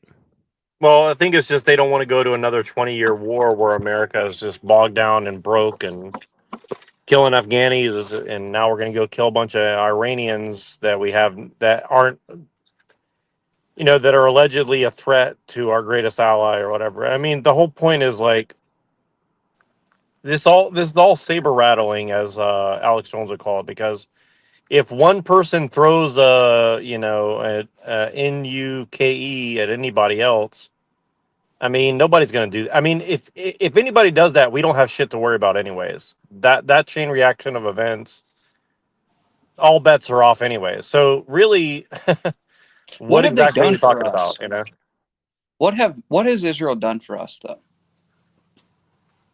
That's what I want to know. Like, what did we get out of the deal? They sent us the salt from the Dead Sea that cleans our skin really well, and also matzo ball soup is pretty good. They found all those Dead Sea Scrolls; those were pretty cool. I don't even think they found him, right? It was like some like Palestinian dude, wasn't it? Yeah, but it was the Jays who, like, you know, curated it. You know what I mean? With all that. So they were just like shuffled him off into like the side and was like, "Look what we found."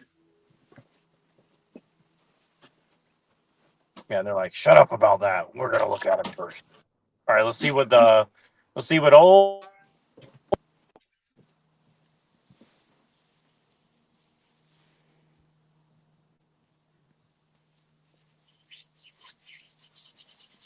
Christians should not support a false Messiah or an Antichrist. Do you agree with that? Yeah.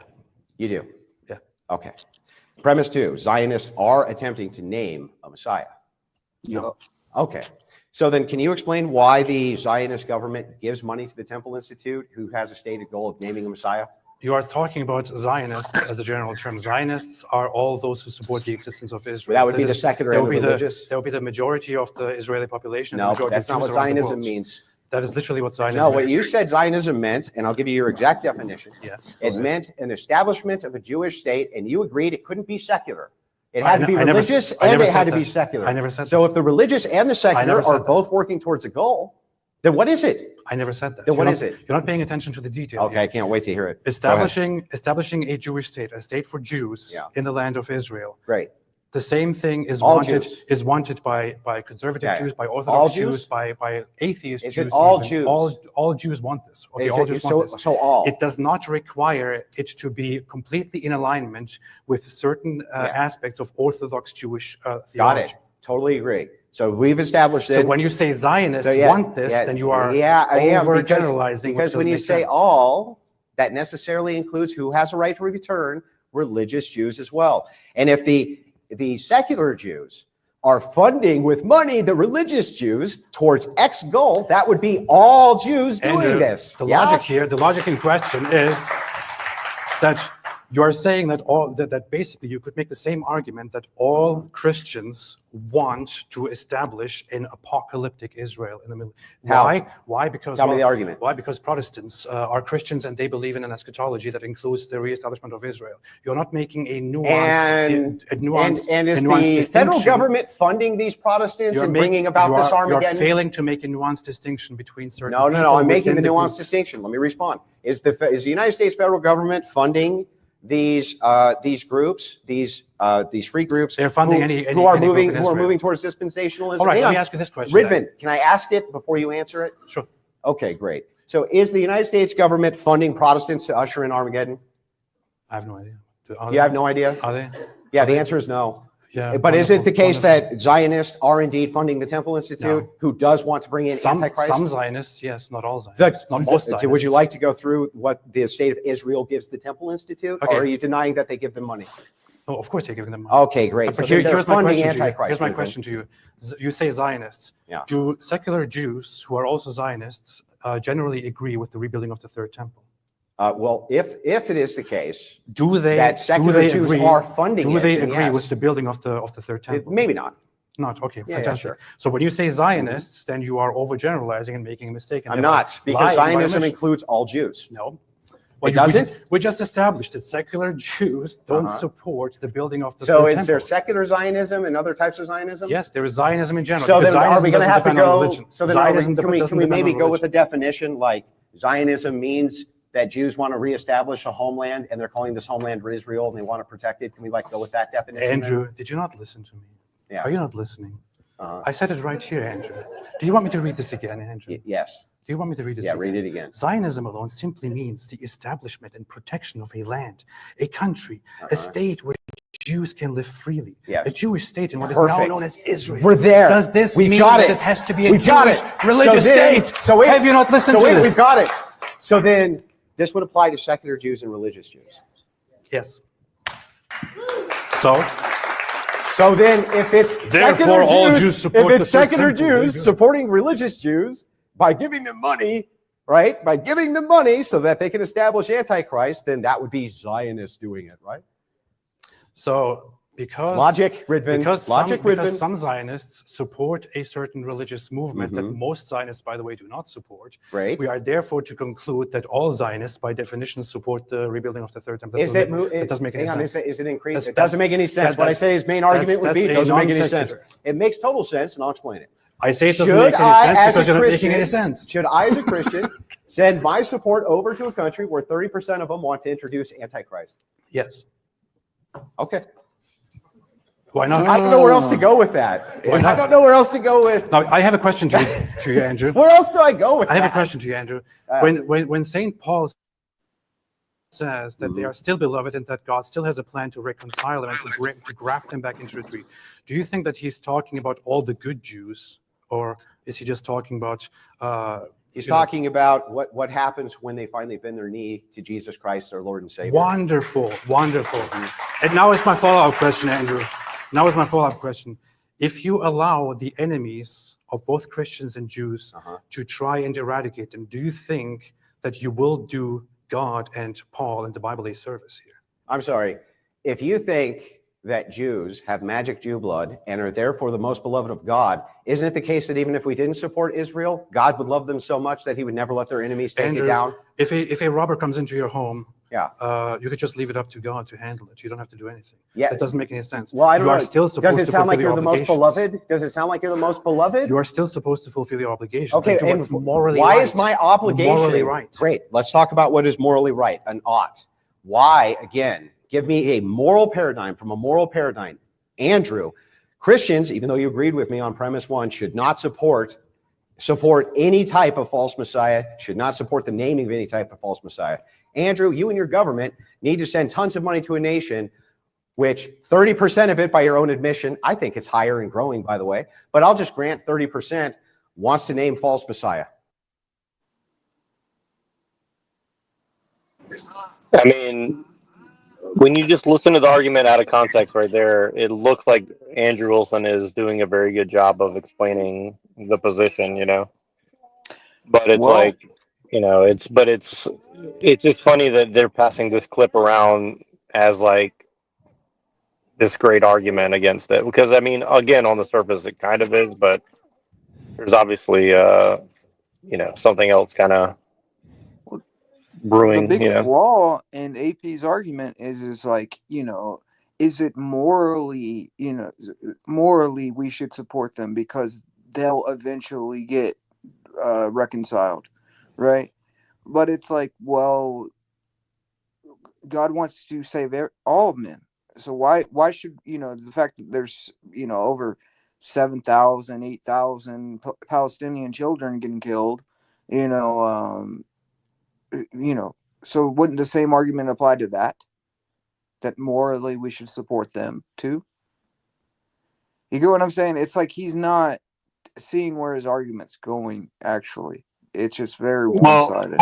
Well, that's the thing, is he's trying to get him to say that Jews are special and they have special Jewish blood or something. Because, you know, again, it's they're doing this kind of weird semantics game, and hopefully Pillar will show up and talk about a little bit of that. But what I was going to say yesterday is they had this strange argument at the end of the Q&A where they're saying stuff like about don't we have this duty to save all these people, all the Christians living over there, and so shouldn't we be involved to help the Christians that are living in these kind of war-torn areas? And his argument was something to the effect of like, Andrew Wilson said, yes, we need to go in there and help them, but at what cost, or something like that. And the whole point is that I was thinking, it was like, so it's like, if these are real Christians, quote unquote, or whatever, you know, he's saying like, as an Orthodox, we have to go be involved. But it's like, also at the same time, like, isn't it kind of like a thing that you would say that Christians also are expected to be martyred if they're just, you know, in the service of God and they're going to get wiped out in some things? So it's like, is that really the thing? Like, we just have to go and save anybody who says that they're a Christian because, you know, what we have to go engage in a war because, you know, some Christian might need help somewhere. I mean, again, you know, I'm not saying that we shouldn't. I'm just saying that that's a kind of a bold statement of like, yes, we need to get involved because the Christians might get killed or something. I mean, it's like, you know, I understand the argument from a secular standpoint. I don't know if that's, you know, a Christian argument, you know. Well, there was a joke, you know, that they made back in the day that what is a Zionist? It's a secular Jew that pays for a religious Jew to go live in Israel. You know, so that was the joke. You know, so Right. basically the whole idea is that they're fundamentally linked, obviously, right? But that issue is obfuscated because, as we said, you know, you could be a Jew and not be a Zionist, right? So he's, again, blurring the lines, right? He should actually attack him on this one point, right? And sort of cleave apart Judaism and Zionism, right? Instead, he's overhauling, you know, the Judaism's link to Zionism, right? As an extension of why Christians shouldn't support it, right? But he's giving them too much ground because it's literally formed by the you know, secular Jews, right? So if he begins with that, right? You're right. No, you're right. And it's also the other, and I was going to say something about it. I forgot. Yeah, there's another thing too. He then went back on, they both backtracked on their definition of Zionism that they started out with. I mean, as an addendum to what I was just saying. But yeah, go ahead, Neuro. But I was just going to back you up because they're actually being very factually incorrect, saying all Jews agree with Zionism, which is patently false. I mean, there's definitely a large segment of Jews that don't agree with Zionism. So it's just not a nuanced point. because it's like Zionism is not the same thing as Messianism, and it's not the same thing as Judaism. You know, we have to classify these three distinct things and their relationship to each other and how they came about and how they were formed in European society, of all places, right? That's a huge aspect of this, right? And how you know, all of these ideas of millenarianism were linked to those ideas of you know, Shabbatai Zevi and all of those things, and how all this stuff was happening at the same time during the Protestant Reformation. Then you start to put things into picture, right? With Cromwell and you know, Manasseh ben Israel and the millenarianists, and you know, and why they were having all of these movements, and the Earl of Shaftesbury and John Locke, and all of these things that really laid the foundation for things like the American Revolution, the French Revolution, right? And why we don't hear that, you know, that, you know, funded the slave trade, started the Jewish, started the banks of England, you know, and they also, you know, played a part in funding the Crusades, right? We don't hear about much of the history, right? So, I mean, he's Yeah. only putting a faction of the thing, but another thing is that how he jumps on Antichrist, it makes him look stupid, right? So the thing is that he shouldn't say that this specific Jewish group or Kufi is funding Antichrist, right? Because it's just enough to say that they're funding they're a Messianic Jewish group, and that's why Christians shouldn't support them, you know, because Well, Messianic Judaism is not in line with Christianity. well, he's saying specifically that it's that it's Israel funding the Temple Institute or whatever. So it's like, again, it is kind of blurring the lines like between secular and religious too. And so are you saying that it seems purposeful that he's conflating different things? Oh yeah. All throughout the debate, he was conflating this stuff. You know, I pointed out the mistake. You know, and then finally, when he puts in things like Antichrist and special Jewish blood, I mean, you know, I mean, there's a lot of people watching this. You know, and a lot of them are like professors, and they're gonna scoff when you say things like that. You know, so yeah, it just makes you look bad. All right, when you start moving in that direction with the arguments, you know, kind of low tier. Well, I guess again, it kind of makes you wonder, like who are these debates designed for? Like, what audience is this crafted for? Right? And that's a really interesting thing. It was a dog whistle for his groypers, and they rightfully called him out for that. That you're actually talking to your America Firsters and all those people, you know, and the Nick Fuentes group, and you know, and obviously they have those people on. They got Milo Yiannopoulos on there. They got Gavin McGinnis, and they got Laura Loomer just in the intro. You know what I mean, right? So they got all the QAnon people. They got the Proud Boys. They got January 6th, all in the beginning, right? So for him to then appear in a video, the apostate prophet, and then accuse Andrew Wilson of being a Nazi when he's in a video with literally fucking Gavin McGinnis, Laura Loomer, and fucking you know, a few other people just in the title of the fucking video is a little bit rich. I mean, Well, the other side of it is this as well. Like, he's literally, you know, done streams with Richard Spencer and stuff like this. So again, it's like, it's not a stretch.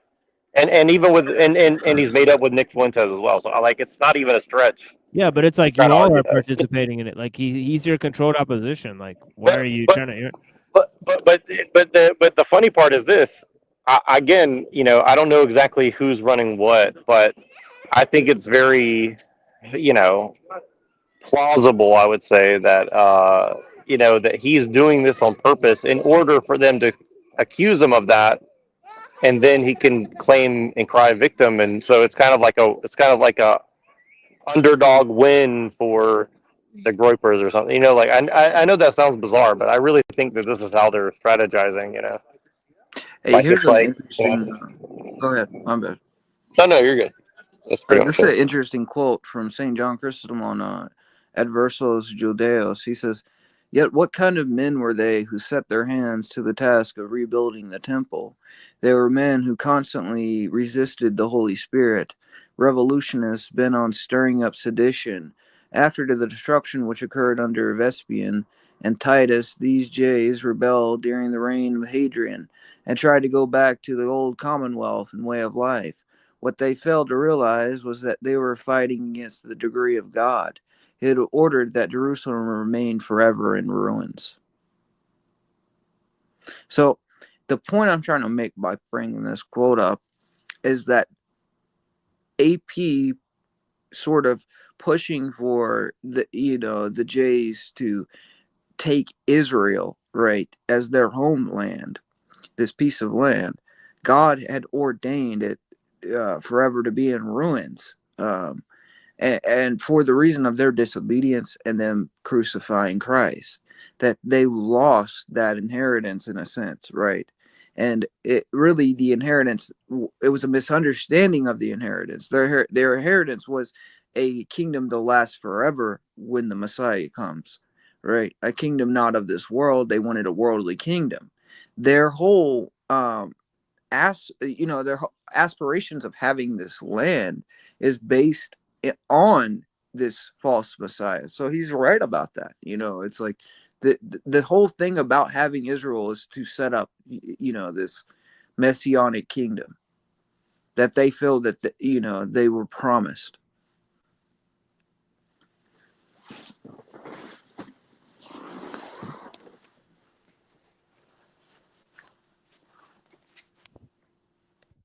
Yeah, I think there's one more clip you got here. Let me see what's going on.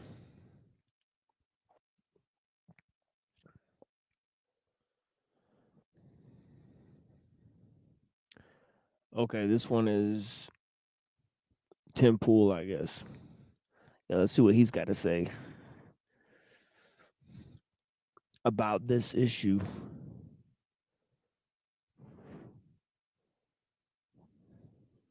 We don't need to be the world police. Yeah, I agree with you. There has to be I think that's a big problem. That's a big issue. But see, here's the problem. Israel has four. I think what they see again, they're getting the U.S. with the tariffs and with this type of stuff. They're getting the U.S. to, let go of some of their dominance. Right. That's kind of what I see happening is that they want to push austerity on the U.S.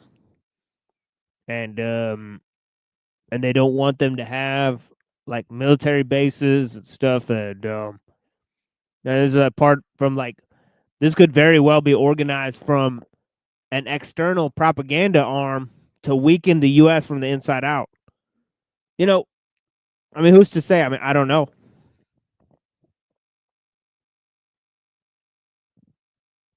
Force us to almost be the world police because now we have to be involved in all these Middle Eastern affairs because of Israel to allow them to. It's not by the way, that guy Nick Fuentes, he was actually appearing in debates, defending Putin and stuff.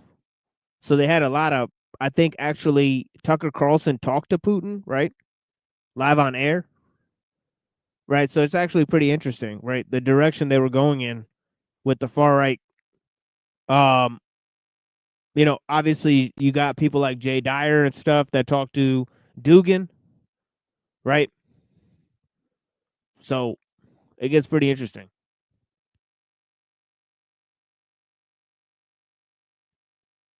Israel's getting used. Saudi Arabia, it's because of Egypt. It's because of the liberal economic order. Israel's part of it, but it's this order of nations. It's the British Empire. It's all these things, the Commonwealth, what are you going to call it? The transition of the British Empire into this new organism. It's a technocratic, militaristic hegemony, basically. We would not have been in all the foreign wars in the Middle East had it not been for Israel. That's a gross over exaggeration. You don't agree? No, I think you hyper focus on just Israel, ignoring all the other factors. I think it's fair to say that Israel is a very strong factor in our involvement in the Middle East. There's always going to be other factors, but they're by far the most prominent and the biggest reason why we've had the war. You think Saudi Arabia is? Yeah, because of their control of the flow of oil. If Saudi Arabia dumps oil into the market, they destroy our economy. So the U.S. basically goes there and sucks the feet of the Saudi princes, saying, please don't flood the market with oil. Israel doesn't do. Yeah, that's literally a false dialectic. Right? That's literally a false dialectic. Right? Hamas and all of that, right? That's controlled by Saudi Arabia and Israel. Right? Which are sister states formed by the British government. Right? So this is literally a false dialectic. Oh, and it's literally what Alex Jones has been doing for years. Right? Saying, oh, no, it's not the Israelis that are behind 9/11. It's the Saudis and the Chinese. Right? So this is obviously... And you're saying that it's like, is it really worth the distinction? They're obviously working together. That's kind of what you're saying. Right. Like at the level they're talking about it, they're indistinguishable.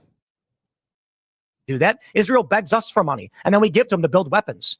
So if Saudi Arabia and the OPEC nations could destroy the petrodollar overnight, and so Trump and all these presidents are constantly going there and saying, please, love of God, don't ruin our hegemony. I think every war. Yeah, they'll destroy the petrodollar and get occupied by Israel and America. Like, what are you talking about, dude? It's the stupidest thing I've ever heard, dude. And like the Iraq war was for Israel, us going into Afghanistan. The entire war on terror was basically waged, and only Israel benefited from it. I don't think Saudi Arabia benefited as nearly the Iraq war? From the Iraq war. Israel benefited from the Iraq war. The Iraq war and the Afghan war are for there's obviously a bunch of reasons. Sure. The principal reason is we're surrounding Iran. See, that's what happens when you're economic libertarian nitwit, and you think that that's the main factor that's driving everything. I mean, right? You think a bunch of Jews returned to a place in the middle of the fucking, Middle East, after 2,000 years, because of money? Like, what are you talking about?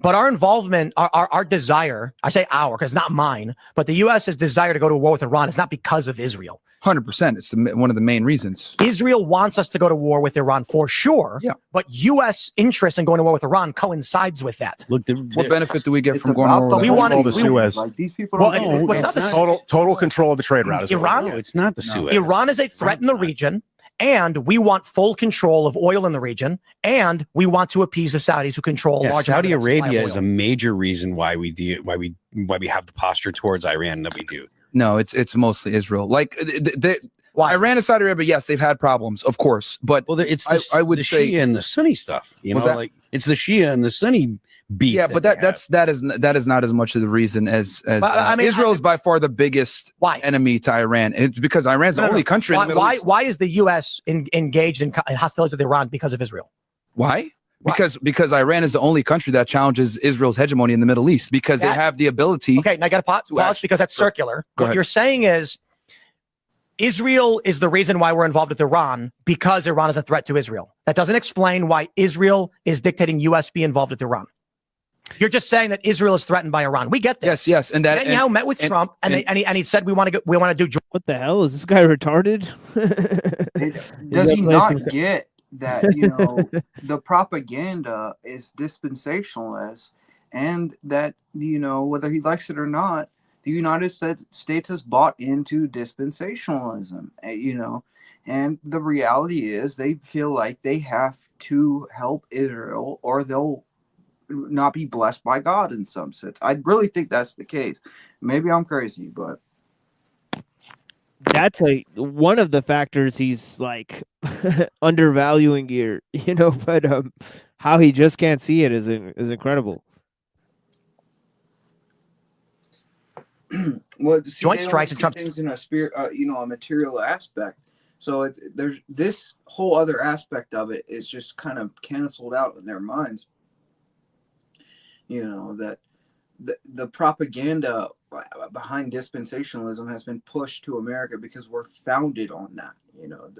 By Protestantism, and this is what a key teaching of that is. And America has always bought into it. That we have to be allies with Israel or else we'll be on the wrong side of God or something, and it's something like that.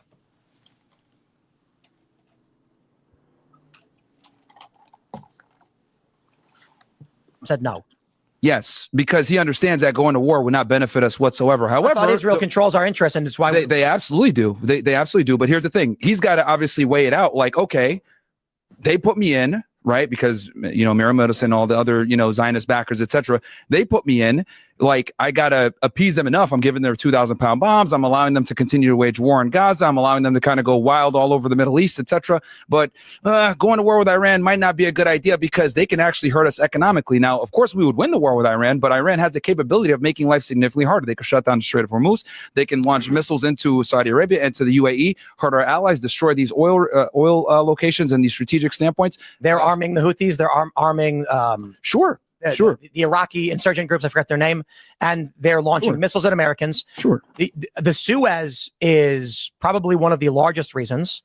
Appeasing the Saudis is a large reason. The Saudis want the Suez to flow properly because they have a lot of interest in that. Russia sends their fuel through the Black Sea, through the Bosphorus, into the Mediterranean, through the Suez to make it down into the Arabian Sea and into the Indian Ocean.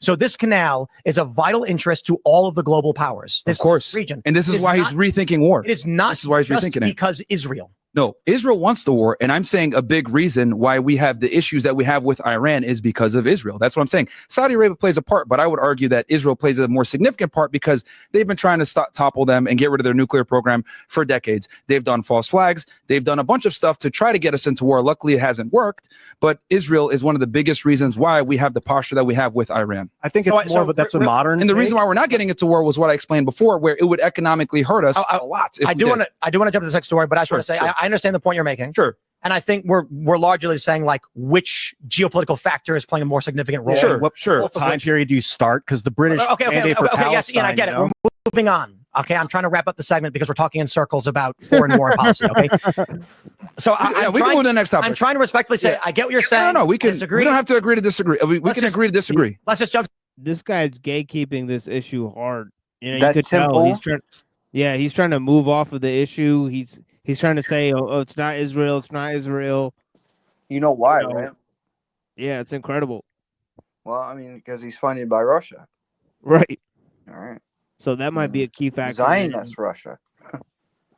He's told to not talk about certain issues. Absolutely. He's supposed to, push a divisive political agenda to the American public that's pro-Putin, pro-Israel, pro-Trump. That's what he's supposed to do. But while sort of playing the game where it's like it's left versus right, it's not really the Zionists. It's not really. This isn't really happening. That's why he's got to push the topic. He can't stay on that topic. He's worried about losing the $10 million deal he got or more. I don't know, 20 million, whatever it is that the State Department found out about.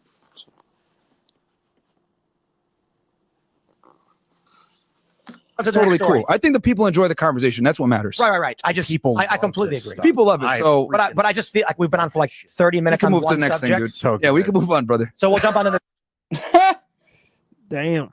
Dude, he's tripping. You see that? We gotta move. No. What do you think it was that exactly? What was the exact words that set him off there to move? Yeah, and saying it's getting too hot. Crazy. Many different things, and I mean, it seems like it's like it can mean several different things to different people. What does nice mean to one person? Exactly, according to their values, Yeah. What do you got going on here, bro? You got that. What are you wearing, bro? You dressed like a Jew. Whoa, sorry. Are you dressed like a Jew here? What's going on? What? Why is this Jewish? I'm wearing a. Oh boy, I have to say that suit does kind of fit him pretty well. I have to admit. Why Pretty is accurate. he Jewish, man? I think next time I go to a business meeting, I'm gonna dress like that. See how it goes. Got to get that special handshake in. Oh man. No, I was gonna ask a favor. First of all, like, where's the chat at? There's like no people in the chat. Secondly, if anybody knows anything about Reddit or anything like that, like Reddit sucks. But I would be curious if there's a way to actually like post links and stuff there for like our shows because yeah, every time I try to post anything, like it immediately gets flagged and taken down. Like, oh, you can't promote anything on Reddit. I'm like, okay, so or if anybody knows any other like message boards, not like 4chan or something, but like The something legit. cafe, the Afrosanos Cafe is the true Orthodox form that Father Sweden, Joseph Sweden runs. So, and that Yeah, does get a well, I lot of mean, views. yeah, anywhere like that where we can promote our show to like new audiences and try to get more people. Yeah, You know, there's a big group of people on there that would probably be interested. But with Reddit, I know at least with True Orthodox content, there's schismatics laws. That's what they call them, schismatic laws, where you can't post anything that deals with True Orthodoxy on there.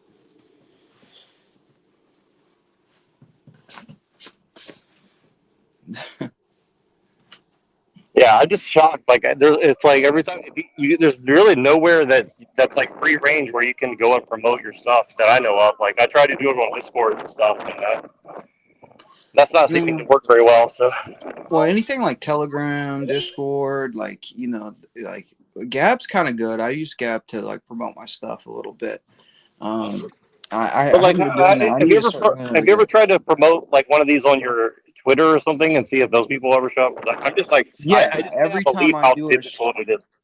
every time I do my particular show, I do push it on Twitter, but I don't get a lot of people really anyway. I mean, I get a decent, it's sometimes decent, sometimes not so well, really.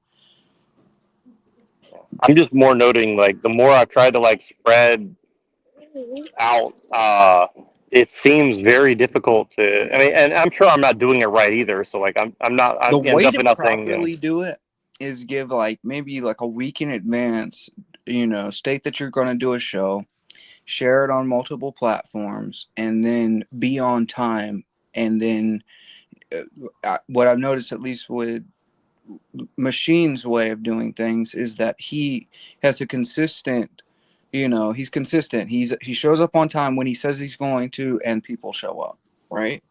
So it's a time thing. Yeah, I think it's time for sure. But also, I think it's like trying to catch people spontaneously to tune in is also important because if you're getting like spontaneous engagement, then I think that also might help the algorithm. I don't know. I'm not trying to like do a whole thing about it. I'm just saying like the more I've tried, like It's it also definitely seems difficult. Yeah. topic too. Like you got like I notice at least with my own videos when I specific topics get more play than others. So if I talk about like the apocalypse or something, it usually goes well. Just do every show about the apocalypse and it'll be fun. Pretty much. Like I don't know. This will be my second one.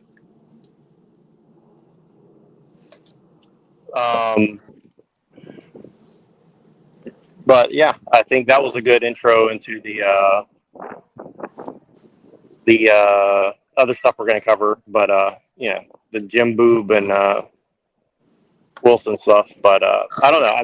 I'm just kind of lamenting that it's like it's there. It seems very difficult to get organic traction.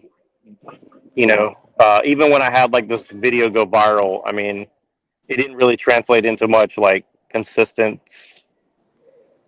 As far as like people actually subscribing or people like if you look on YouTube, some of the biggest videos that have millions of views have like almost no subscribers and no traction. So it's kind of interesting. Like going viral doesn't always or even probably usually translate to right. Yeah. Consistency. So I think that's very interesting. But how long did it take you, Machine? Do you feel like till you got like a pretty decent sized viewership when you're? Well, I've lost viewership over time, so our original audience was much larger. Oh, really? So we had like hundreds of people watching at the beginning. So What do you think? They just got bored or limiting reach or what? I don't think it was hundreds. I think that's way overestimated. But yeah, it Well, was I at mean, least every show got 900 views or 1,000 views or Oh, you 1,500 mean views. Or, yeah, per views, but I mean the concurrent viewers. We had a lot of concurrent viewers, but that was mainly because we would collaborate with like low level people. I mean low level from an intellectual standpoint. They were heavyweights on YouTube, right? Mm-hmm. So that's the thing is we started out talking to people that were much higher up in the totem pole and then doing shows with those people. So my first live streams, I attracted a lot of just deadweight people in the chat and a bunch of trolls. So we had out the gate we had like 50 people watching. But then it just dwindled down to like basically 20 to 30 core people. Well, I don't Now, know. yeah, now, now if we get like an argument going, or if we get more people in there, if we get like a big event going, we could get 50 people in there again. So it's just a whole matter of trying to. I think 20, 30 is pretty good, as far as actual viewers, because how many of these channels are just have fake bot viewers, That's Right. Yeah, I mean, for not doing this for very long, like the presentations, that I've been doing, I haven't been doing them for very long, or so I mean, we got a lot for just doing a little bit. Yeah. But yeah, I think I almost laid down enough to fill up a whole nother book in terms of the presentations. Right? Yeah. So somehow Yeah. we'll transcribe that. well, definitely. Like I remember you having like 75 to 85 to 95 every show, pretty much. So I mean, not every single, but like a good number of the beginning shows. Like you had to like. Well, I think that was because we were being restreamed in all these places. So we were doing joint shows with all those people. So Yeah, well, and it sucked that more people don't restream because I think it really did help everybody kind of grow. I mean, even if we all cover different topics, it doesn't matter. I might start another channel for that, like to start doing restreams, because I don't know, this Unseen Warfare channel's kind of dedicated to one topic. You know what I mean? Like Yeah, no, that's not a criticism of you. I'm saying like we had a lot of even people that I'm not going to name any names, but there's other people who are still friendly with us, but they don't really ever come and participate or restream or anything. And I think it's like, I think if we all just did that one thing, it would actually help all of us grow. When everybody was doing that, it did collectively raise all the ships, and because people who normally wouldn't watch your channel would come and watch your channel, and people that normally wouldn't watch the other person's channel would normally do it. So I see, yeah. And again, I think even if you want to take down the streams like I do, I still think it helps the algorithm because it shows a lot of activity on your channel. So if that makes sense. So I'm not saying that you should do that. I'm just saying that in general, I think as a general thing for all of us creating, like if we don't hate each other, there's some utility in it. And the other thing is this: if somebody else is live and you want to go live anyways, you can just come in, restream, and then you have two things going at once on your channel, right?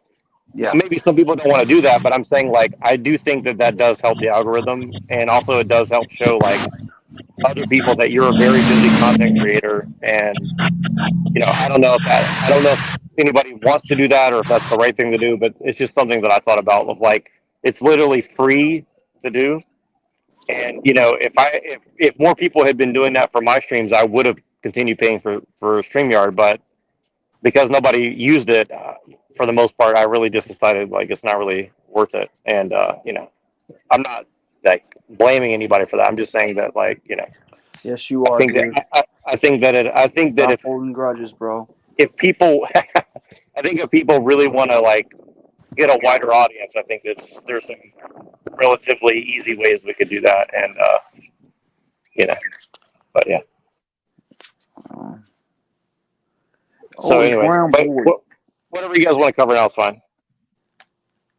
Yo, yo. I'm pretty sure this phone is putting me back like 5 seconds. No, you're good. So, all right.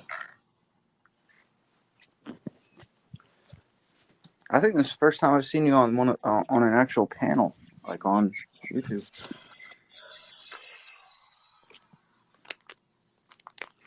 Yeah. Yeah, maybe. It is what it is, man. So, can you just get off of it now? No. What was that? I'm playing with you, man. Oh yeah, I just can't even hear. But yeah, we'll break this up. We'll take a little break, and then we'll have Unseen do a little presentation. I think he wants to do a little presentation on Chiliism, right? You said. Yeah, it's short. Yeah. Like Yeah. 10 So we'll play minutes. some music. We'll have a little presentation on Chiliism, and then we'll get into the Jim Bob video or anything else. Or maybe I'll move back to the other video, or I'll bring back the other video in another show that I'll do part 4. Who knows? So that's basically what we're embarking on. So let me play a couple songs here, and we'll be right back, folks. Thank you so much.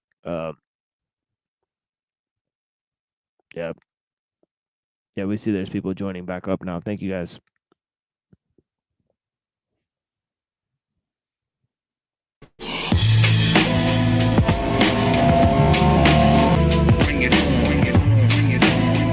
Hey man, yo. Boom, ideas fill a room with light. Soon as I write tunes of dynamite, sceneries out of sight. Shows tonight, I sail your doom tight. My platoon is right, putting bullet wounds in the mic. Once again, it's the paragraph chemist, inventors to finish. The experimentist, rock chemist, the elementor. I invent more courses, the editor with thoughts of a source, so we're bringing. Act like you want it. It isn't a man to take it from me. I hold a mic prisoner, rescues out of reach, next cruise out of speech. Unless you know how to teach, retreat to the beat. I swing it better than Tarzan. Once it's in the Arslan, all they can say is all man. A mass of people in stereo. Yo, any writing MCs in the area, bring it. Bring it. Bring it on. Bring it on and on and on and on and on. Bring it on. Bring it on and on and on and on and on. Bring it. Bring it on. Bring it on and on and on and on and on. On and on and on and on. Bring it on. Bring it on. Stop it. Till the break it on. Poetry's drastic, has it when it's put on plastic. Have it get blasted if I get sarcastic. Your thoughts are short, minds go far past it. He didn't want to pass it, I took it. Believe me, it's devious. If they want to see me, it's worse than hideous. Look, I drop another rhyme, then the place gets shook. If you don't get back, react to the hook. I hook it, highly explosive. It can blow at any time, with any rhyme, without a 9. Get out of line, too late if you wait till I perform. Mics get blown out of tone, so bring it on. Bring it on.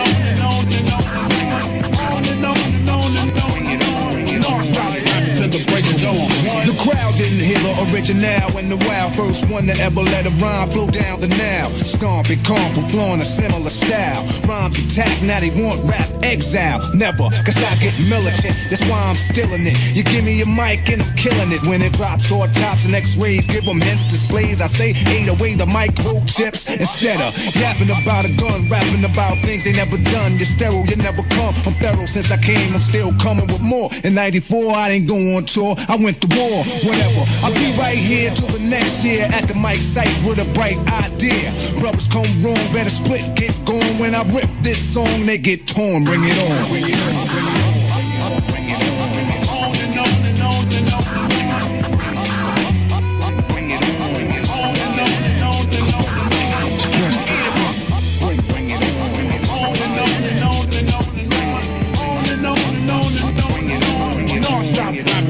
it on.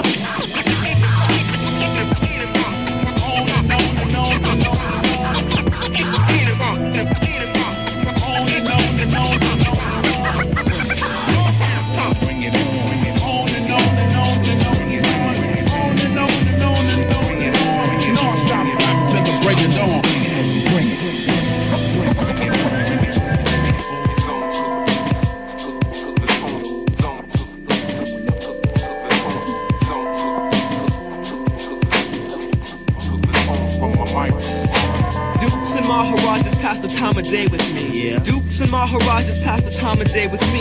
Dukes and Maharajas pass the time of day with me. The earth's surface hottest blowhole, so watch the spout sport. I'm free due to the odds of firearms. I was a specimen of near perfection in the college professor's pod. Now I'm the only thing you should be fearing for the next landing or clearing. If only time will tell, then I'll tell time no secrets like he doesn't know. I throw Beggars bullets at Bellevue Ball. There'll be bullets over Broadway for all if I fall. People in glass houses shouldn't throw stones. I agree. People who live in glass houses don't throw stones. People in glass houses shouldn't throw stones, cause they risk having boulders crash down on their lovely homes. Then wind, rain, sleet, snow cones come showering through your roof. Hit a fine-tooth comb to find the truth. Well, my house ain't made of glass and my cherry, it ain't no pumpkin. I'm not a backyard bumpkin, I'm from the concrete slab. Well, people take any and everything that they can grab. But what's so bad, it's a whole lot of grabbing. Lot of jaw jabbing, gremlins, goblins, rappers, squabbling amongst the ranks. From the punks to the drunks to the monks to the saints. Keep your eyes on your oxygen tank. Either is or you ain't, either you can or you can't. Heartbeat, start, skip, stop, off, crank. You go blank, you go blank, you go blank, you go blank. The fascination of the infinite consumes me. The fascination of the infinite consumes. The fascination of the infinite consumes me. Vitality to virtual and virtual reality. Actual natural plants enhance. My words are crystal clear. Deep intensified trance in a relaxed atmosphere. Features optional imagery, high-tech full color processing. Metallic existence roams through the galaxies. Trails of stardust remain. I'll crush your palace of fallacies. Warlords who swung swords now hide behind steel shields on the battlefield. Mortal weaponry stays concealed as they kneel.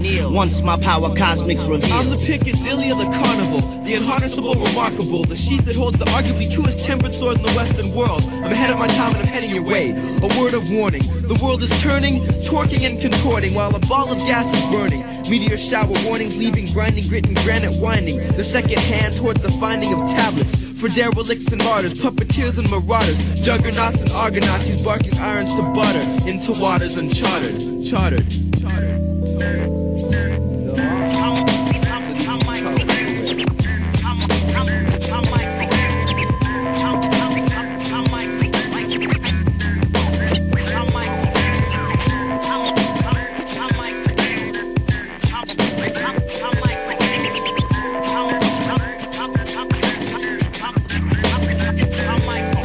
Now enter the labyrinth of mad child's amusement. More intense than the shining, you're in a difficult course. Feel the pressure from all angles of Prev's centrifugal force. Unremorseful sorcery, firing flames more frequent.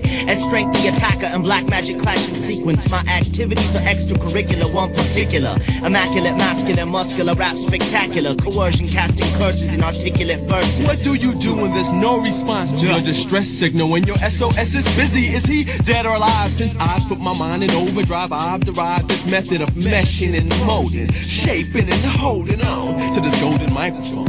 Alone in the wilderness, skillless yet fearless, I've experienced your experiences once already. Now once you're ready, I'll redream your dreamscape, landscape, skyscrape, skydive in the Swan Lake, chasing beat breaks. We can take a cakewalk through my program and talk megabytes, gigabytes, kilohertz and electric inserts. I can povo with a lightning bolt over the wall of China and cruise by a cruise liner, trying to find a rhyme and if I decide to sink your Lusitania, there'll be pandemonium, mania, drowning in my aquarium, terranium.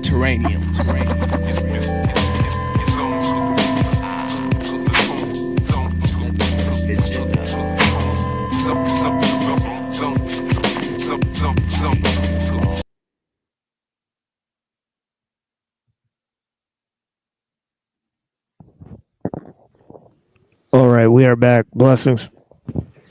Yeah.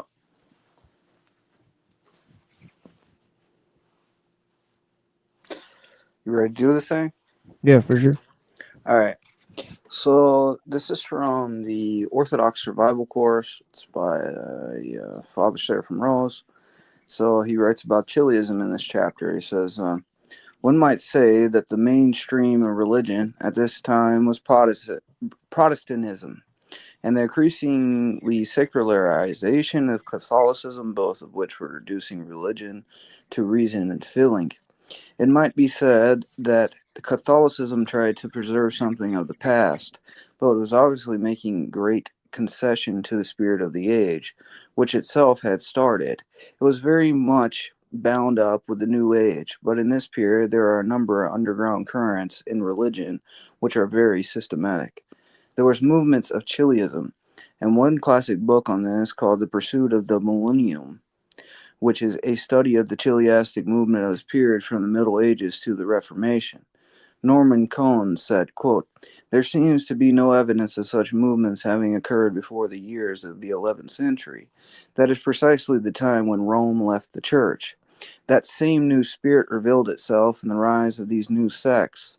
This is also the same period, by the way, that the practice of the flagellation, where they kind of whip themselves, flagellation, began after Rome had left the church.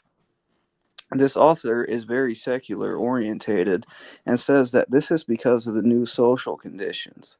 That is, the rise of trade and industry replacing agriculture. But we can say safely that the new mental conditions, the opening of the possibility of a new kind of Christianity, once orthodoxy is left behind. This is more like a dominant reason. He even talks about this in his book, contrasting the attitude between the Middle Ages with the attitude in the Middle Ages and the Renaissance. If poverty, hardships, and an often oppressive dependency could be themselves generated, revolutionary Chiliism would have run strong amongst the peasantry of medieval Europe. In point of fact, it was seldom to be found at all. A marked eagerness on part of the serfs to run away, recurrent efforts on the part of peasant communities to extract concessions, brief, spasmodic revolts. Such things were familiar enough in the life of many of a manor. But it was only very rarely that settled peasants could be induced to embark on the pursuit of millennium. What he describes as the civilization that a traditional Orthodox place land, but under new conditions, both under new outward conditions when trade and industry arise, and many of these new sectarians were in the weaving guilds where they had a chance of unemployment when the foreign markets were closed and so forth. The unsettledness of their life had an influence on religious views also, but also because this new spirit came in, which meant that orthodoxy was not enough, and there was a beginning of a search for a new Christianity, a new religion. In the traditional orientated society, the same author says the very thought of any fundamental transformation of society was scarcely conceivable.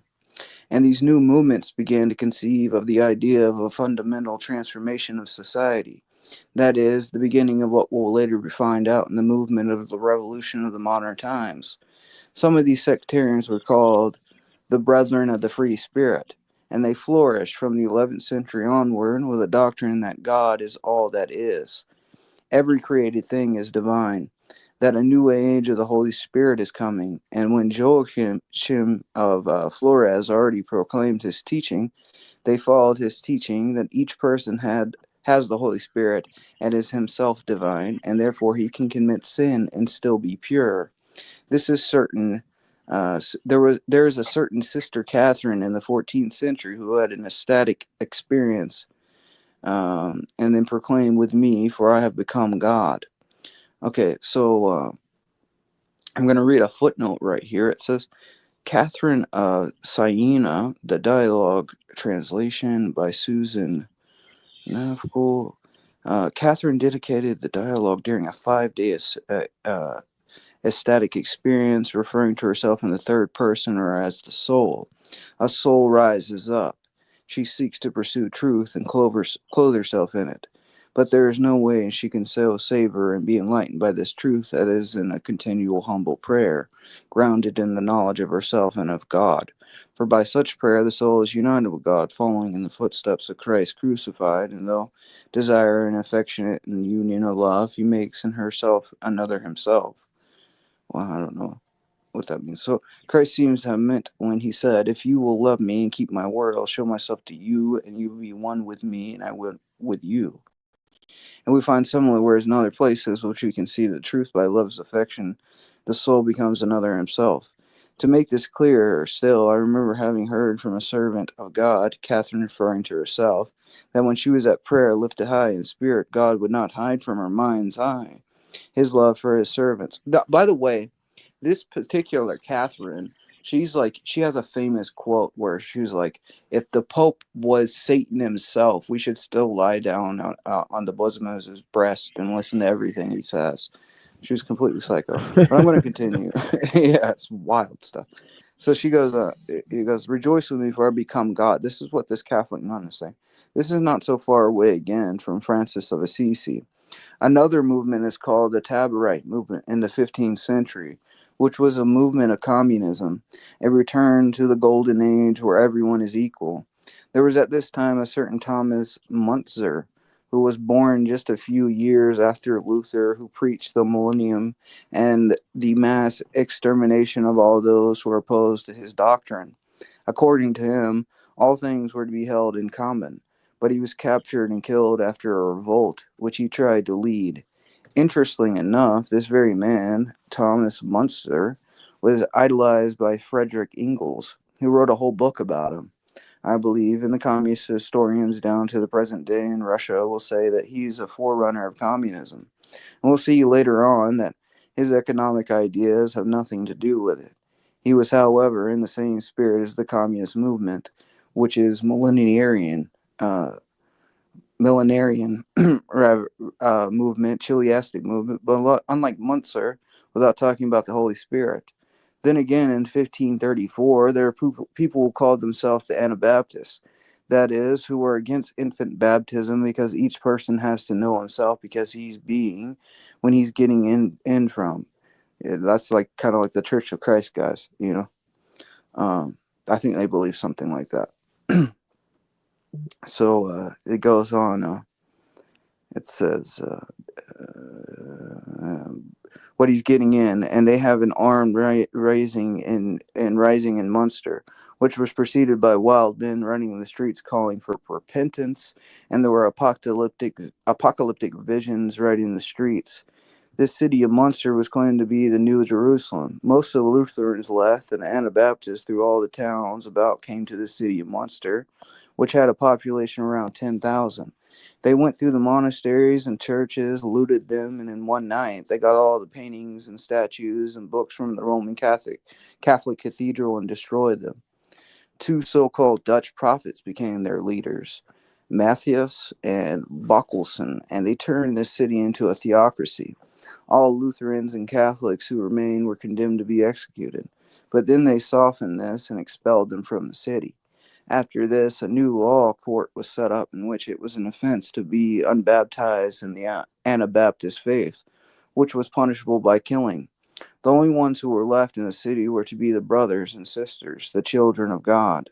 The Catholic bishops, of course, was opposed to this and besieged the town. At this time, a state of perfect so-called communism was established.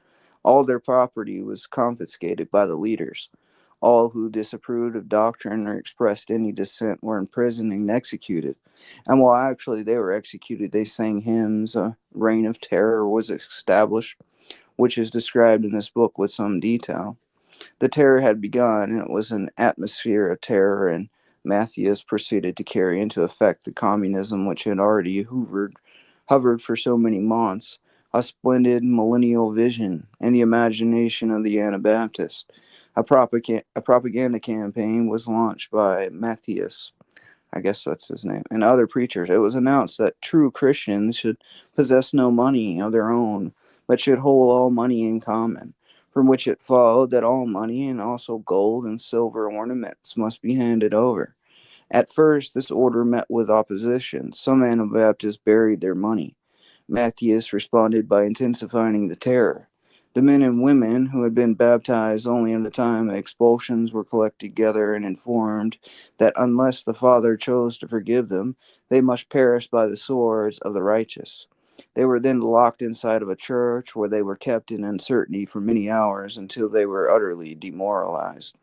At length, Matthias entered the church with a band of armed men. His victims crawled towards him on their knees, imploring him as the favorite of the Father to intercede for them. This he did, or pretended to do, and in the end informed the terrified wretches they had won their pardon, and that the Father was pleased to receive them into the community of the righteous. After this exercise and intimidation, Matthias could feel much easier about the state of the morale in the New Jerusalem. Propaganda against the private ownership of money continued for weeks on end, accompanied both by the most seductive blandishments and by the most appalling threats.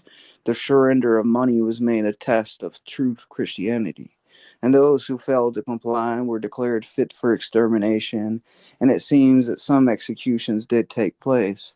After 2 months of unremitting pressure, the private ownership of the money was effectively abolished.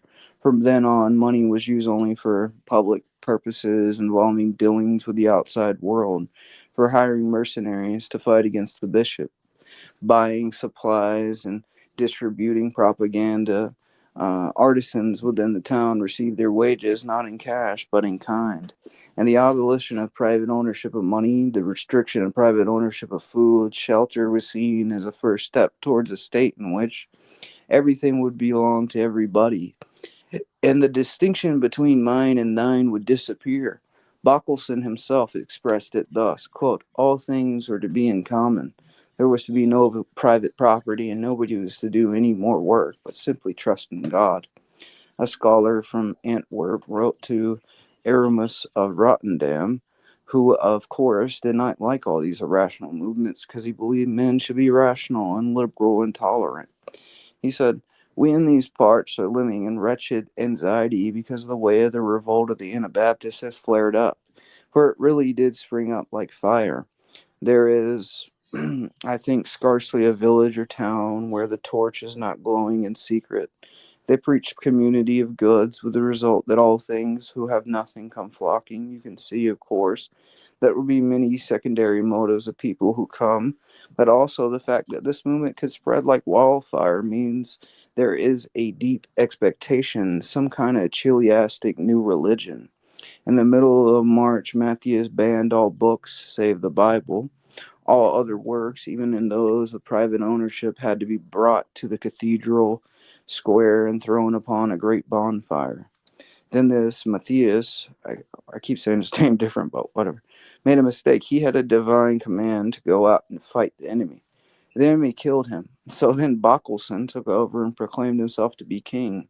His first act was to run naked through the town in a frenzy and fell into an ecstasy for 3 days.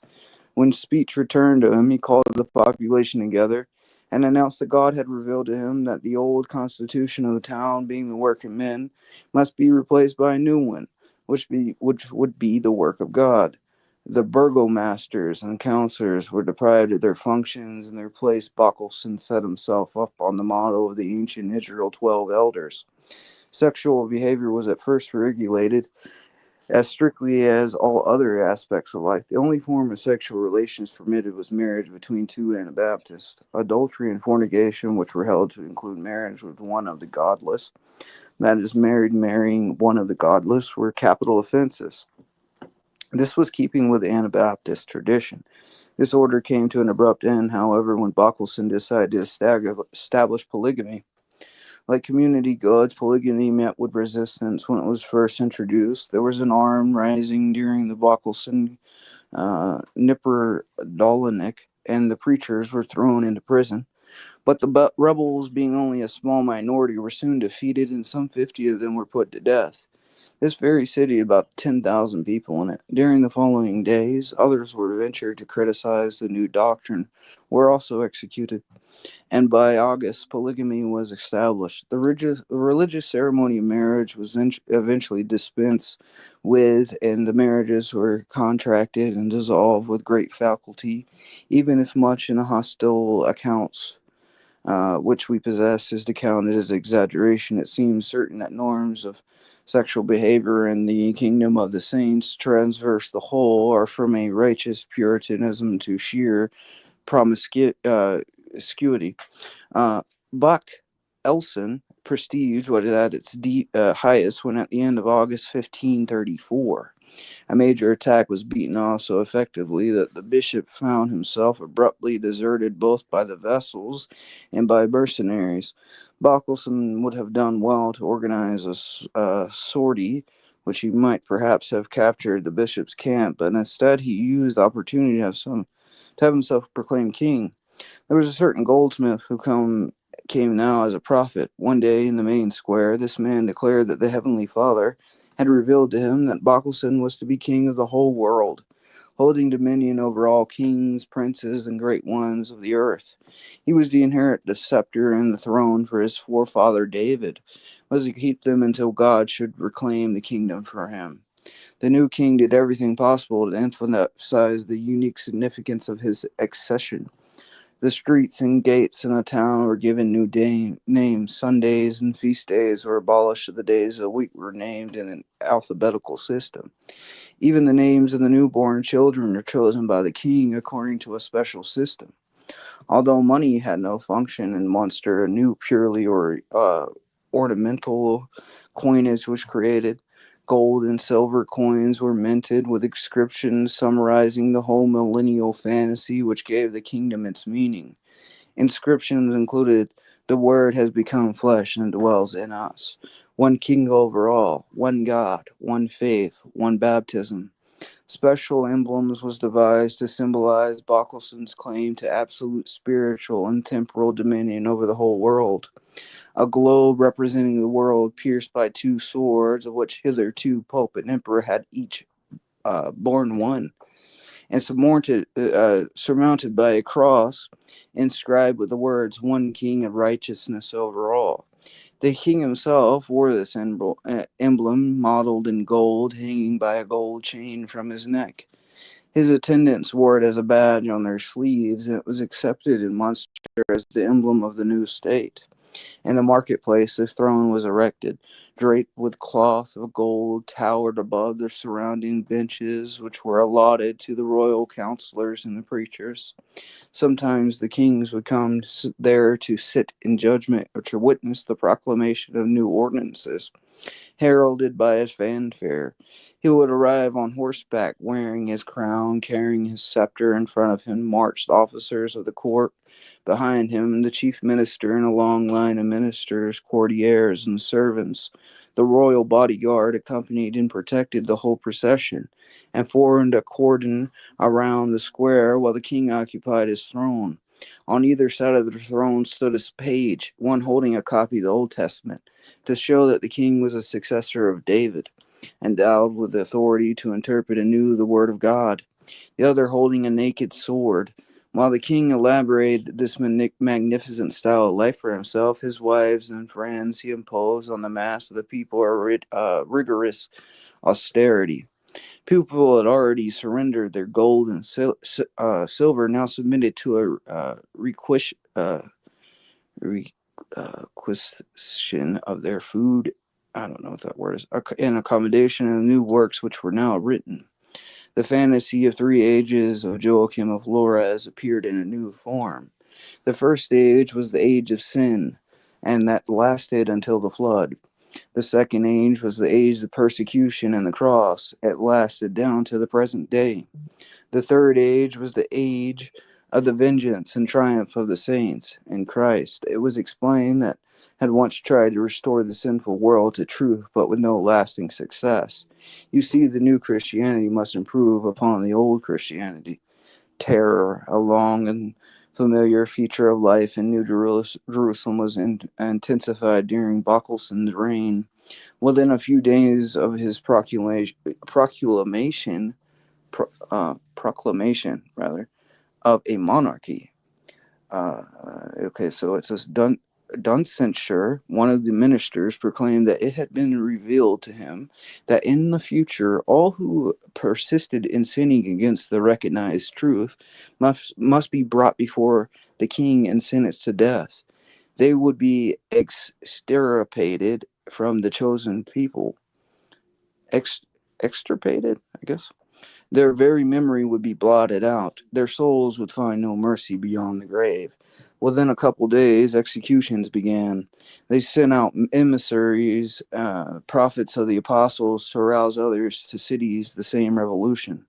The aim of all these insurrections was the one appointed by Bockelson, and it was still the identical aim which had inspired so many millennial movements, to kill all monks and priests and all rulers that there are in the world, for our king alone is the rightful ruler. During these last most desperate weeks of siege, the Catholic bishops again began besieging them. Bockelson displayed to the full of his ministry of the technique of terror. At the beginning of May, the town was divided for administrative purposes into 12 sections, and over each section was placed a royal officer with the title of Duke, an armed force of 24 men. They were forbidden ever to leave their section, so they couldn't have a rebellion against the king. They proved loyal enough and exercised against the common people a ruthless terror. Any man who was found to be plotting to leave the town, or to have helped anyone else to leave, or have criticized the king or his policy, was once beheaded. These executions were mostly carried out by the king himself, who declared that he would gladly do the same to every king and prince. Sometimes the body was quartered and the sections nailed up in prominent places as a warning. By mid-June, such performances were taking place almost daily. Rather than surrendering the town, Bockelson would doubtless have let the entire population starve to death. But at the end of the event of the siege was brought abruptly to a close. 2 men escaped by night from the town and indicated to the besiegers certain weak spots in the defenses. On the night of June 24th, 1535, the besiegers launched a surprise attack and penetrated into the town. After some hours of desperate fighting, the last 300 surviving male Anabaptists accepted an offer of self-conduct, laid down their arms, and dispersed to their homes, only to be killed one by one in a massacre which would be lasted for several days. We see in the picture this John of Leyden. These Anabaptists had survived at the present time in such communities as the Mennonites, the brethren of the Hutterian brethren. Of course, as a historical movement, it lost its influence shortly after this time. But even this agnostic historian says an interesting thing. He finds that these movements he's studying are very, very similar to the movements in the 20th century of Nazism and communism.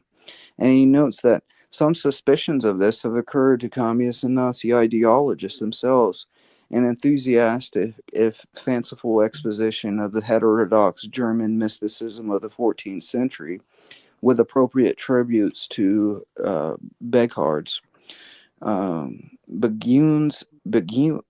Beguines and Brethren of the Free Spirit fills a long chapter of Rosenberg's myth of the 20th century.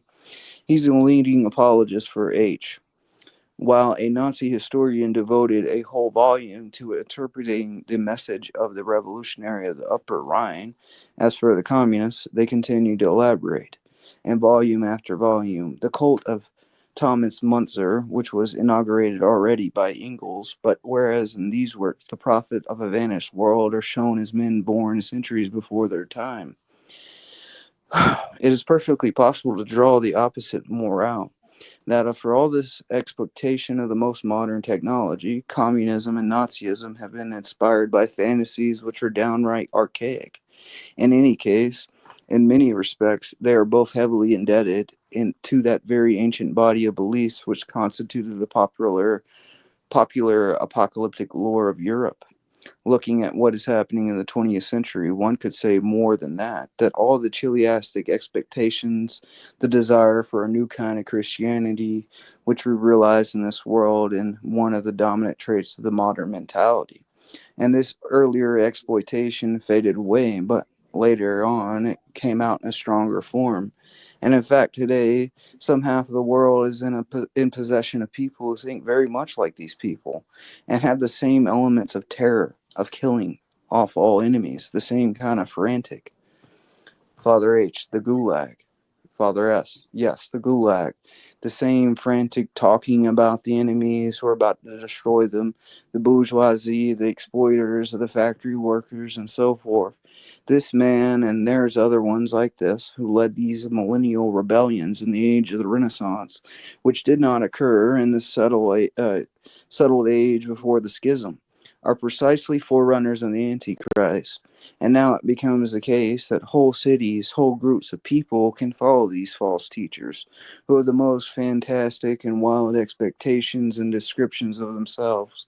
They are the rulers of this world. So this thing, which began in the Middle Ages, now becomes stronger, the search for a universal monarchy.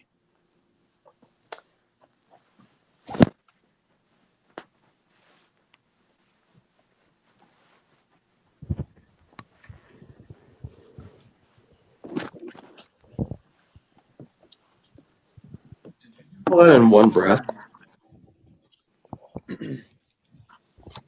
Yeah, fascinating stuff. Yeah, I appreciate it. Yeah. Yeah, especially in terms of Joachim of Fior. We covered some of that earlier. The age of the Father, the age of the Son, and the age of the Holy Spirit. You know, that whole theistic evolution Right. bit. And what's interesting about that is that's exactly what Athenagoras, who was the former ecumenical patriarch of the EP, who AP is involved with, was pushing. So, there's a deep connection here with this chiliastic new age of the Holy Spirit, or this new Christianity. This is what's really influencing this thought. And a lot of these communism, the ecumenical movement, there's a number of factors where this same kind of spirit is emanating from.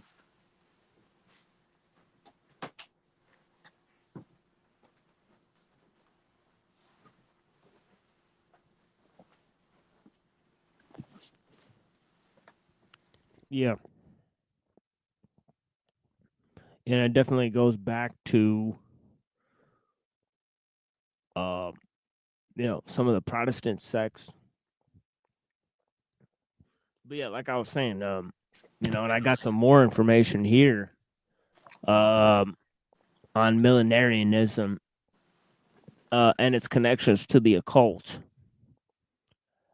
So it says here, consensus agreed that 1260 years should be added to the date the Antichrist, which the Protestants took to be the Pope, established his power.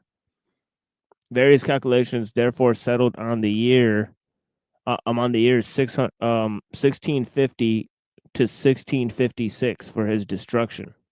The gathering of the Gentiles, the conversion of the Jews, and their return to Palestine.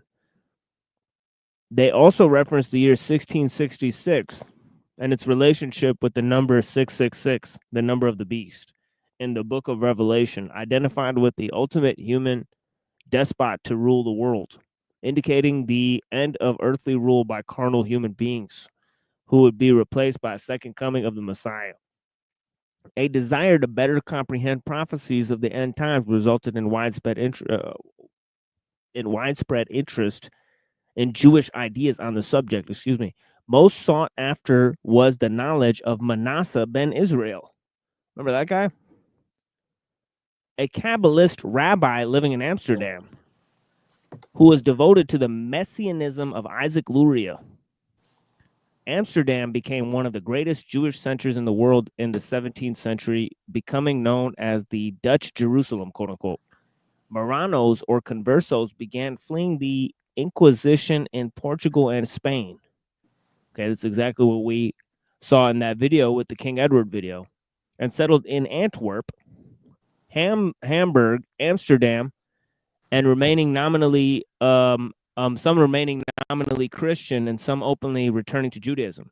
Unlike the persecution, that's an important note, that a lot of these Jews simply just assimilated into the European culture and became crypto Jews. Right. What century was that? Do you know?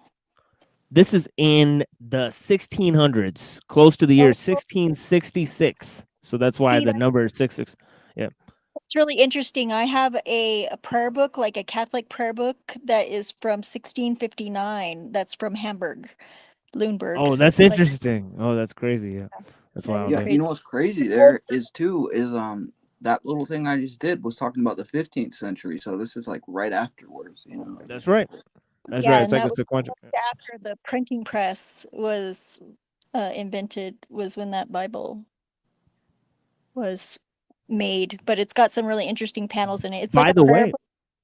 yeah. By the way, the guy this particular guy, Manasseh ben Israel, he was the first owner of a printing press in England, I think, or something like Wow. that, or something like that. It's something Weird like that. secrets. Yeah, let me look that up again. He's got some connection to the printing press. He's a printer and publisher. That's one of his professions, and it says that first founder of the first Hebrew printing press in Amsterdam. So isn't that crazy? So he might have printed that himself. Isn't that crazy? Wow. He probably did. He probably did. The Manasseh ben Israel printed book right there.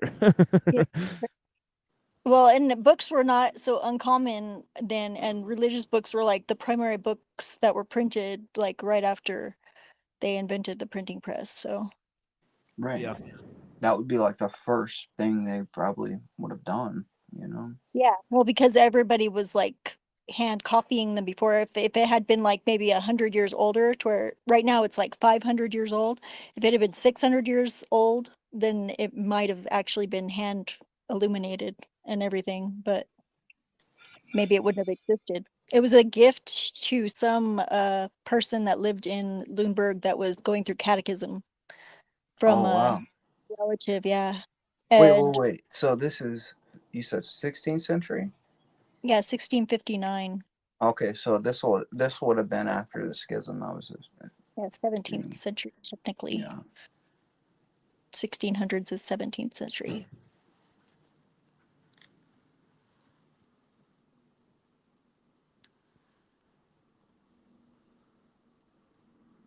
Yeah, I'll send you guys some pictures in the Discord if I could find them. Yeah, that'd be cool. I have to dig it out. It's in a safe somewhere. Like Otherwise, where I'm at now, there's a lot of old manuscripts here that my Vladika here is actually like he transcribed from Latin into English in the first time, you know, like pre-schism uh, liturgical materials. So it's pretty interesting. no, and I've had this since about the early mid 2000s basically, and I didn't even know what it was at first. I just read the Roman numerals, so I knew how old it was, but then I it was in Old German. I had this friend online that just happened his grandmother made him learn Old German, so That's pretty he wild. was able to tell me what it was. That was pretty person cool. probably could figure out that text that's, you know, that whole kychotic text, or whether that's in Germanic, ancient Germanic. So, Yeah, probably. I'll see if I can get a hold of him. yeah. I know the only person I know who has a copy of it is this Kabbalist, but I don't know. I don't have much connection with him for obvious reasons. Yeah. Well, doesn't mean I couldn't if I could figure it out. Yeah, let's see. Yeah, a lot of those guys that are into Kabbalah are into like cryptology. You know what I mean? Like, Yeah, I that's have just like I like puzzles and languages and stuff. I think it's really fascinating.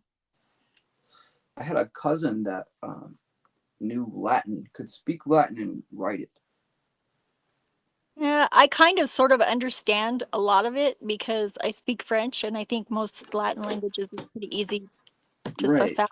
right. Because like all the kind of our you know, all language kind of is based on Latin, Greek, and Aramaic or something. Yeah, I think it all came from one language originally. Yeah, it's likely. I think so too. I mean, even though the linguists will say, no, no, no, there's groups and they all came from separate. But there's like, if you're like looking at like even Cherokee, some of the sounds, they sound Phoenician. It's ridiculous. Well, But you they know, don't. they have a very similar name for God as the Hebrews. Yeah.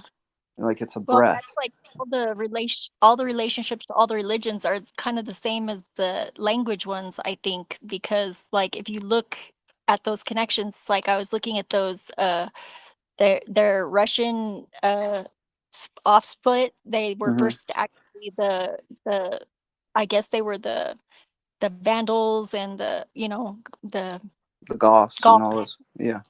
yeah, all those they like kind of offshot on their own and started this one that was called Aryan, but it was ARIAN, not ARA, but Yeah, yeah. then it It's with a kind of Y, changed. right? Yeah, well there was one with a Y that started with a Y that I posted the name of it, but I can't remember it right now. That actually like has like Buddhist like chakras and everything like included in their version of Christianity. And I was like, what? That Oh is yeah, so weird. yeah. I mean, it's very weird, but it's like, how can they say that they weren't connected? It was all connected. There wasn't that many people on the planet, and yeah, people were traveling. There was there's a book, I forget what it's called, but it's something about like Taoists that were Christians that kind of went to China, and they have it's like they incorporated Taoist thought within Christianity, but it's like a Coptic kind of Christianity or Nestorian. That's what it was. I was actually watching a thing earlier about Jewish people that like went to China and they have their own little group of genetic Jewish people that like look, for all intents and purposes, they're indistinguishable from other Chinese people, but they're Well, genetically different. what's interesting about this is there's some Protestant there's some Chinese Protestant preacher that came out, but he really got it from somebody else. But he kind of does like a live performance of this. But he breaks down ancient Chinese characters and then like shows biblical narratives like written within the characters, So it'll be like 8 people on a ship, and it's like kind of like Noah's Ark, or like a man, a woman, and a garden with a snake, and this is another Chinese symbol, like it's like Genesis being written out in the characters. Yeah, that's fascinating.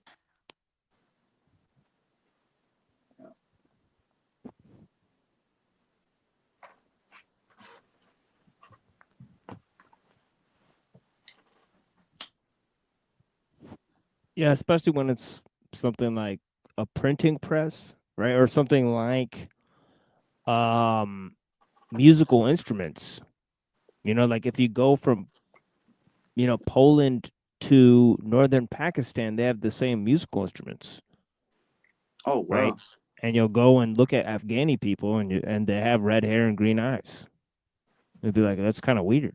Like, why do these people look like Europeans, right? And Yeah, yeah, you go to the Pashtun tribes. Yeah, it was called Yinglism, but it started with a Y, YNGLISM. Yeah, it's really interesting because it was like Englism, but they were like Slavic and like European mostly.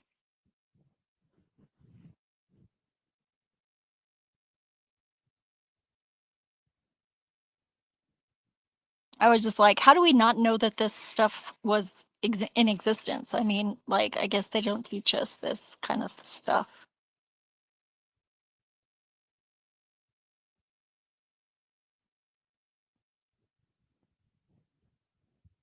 yeah, a little more inquisitive, especially when you actually are from Pakistan and have green eyes and red hair mixed in with the black hair. You kind of think about, what is this, man?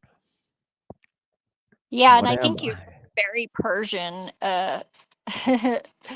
curly, Yeah, there's like there's probably Persian in there too. There's Persian, obviously in the northern Pakistani, right?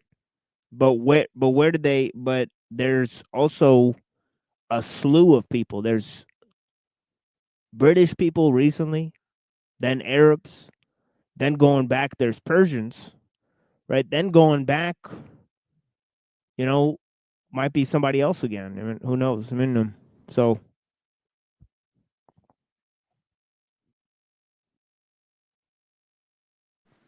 Yeah, I think that people should probably look at our ancient texts and really start, because there's always like these scholars that are very skeptical of what the ancient texts are telling us.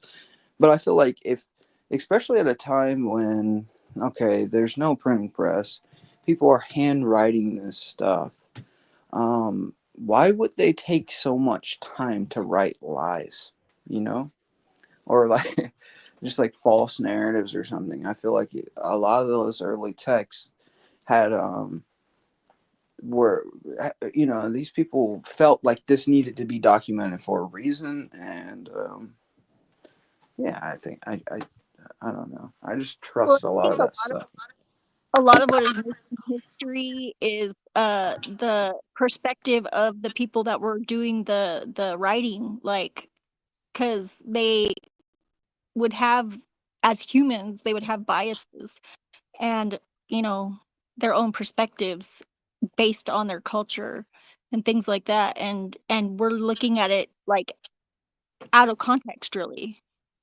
Always, I think that's like the biggest thing when jumping into like any type of tradition, is not to have like a modern perspective going into it, like this modern bias and saying like, well, we don't see things this way now, so this is impossible, or whatever it is. Like it's always, I don't know.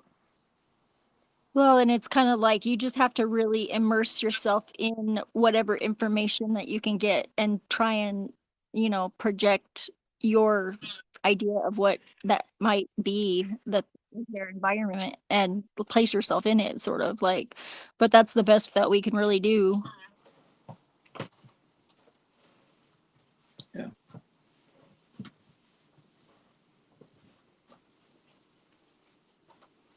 It's like deep time empathy or something. Which I think like a lot of scholars lack, right? They're kind of, at least from what I've seen, it's a very egotistical viewpoint Yeah, that they're this is very impossible, or what, or whatever. And a lot of times they'll state something about like a particular text, or like some archaeological thing, and be like, well, this isn't, Lao Tzu didn't exist, that he wasn't really a real person. And then they'll find some, something coming out of the ground that shows them otherwise, or whatever, or some other text that refutes their skepticism.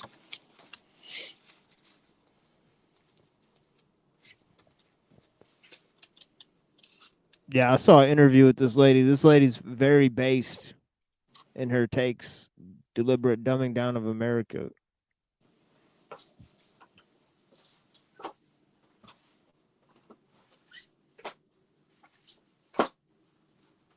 The dooming down.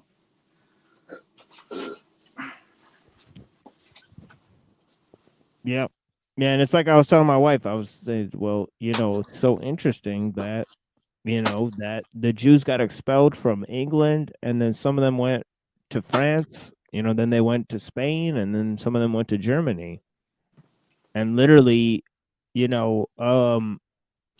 as her being a European Jew, it makes sense to think like, she could have had that history too. It's pretty interesting going back 1,000 years.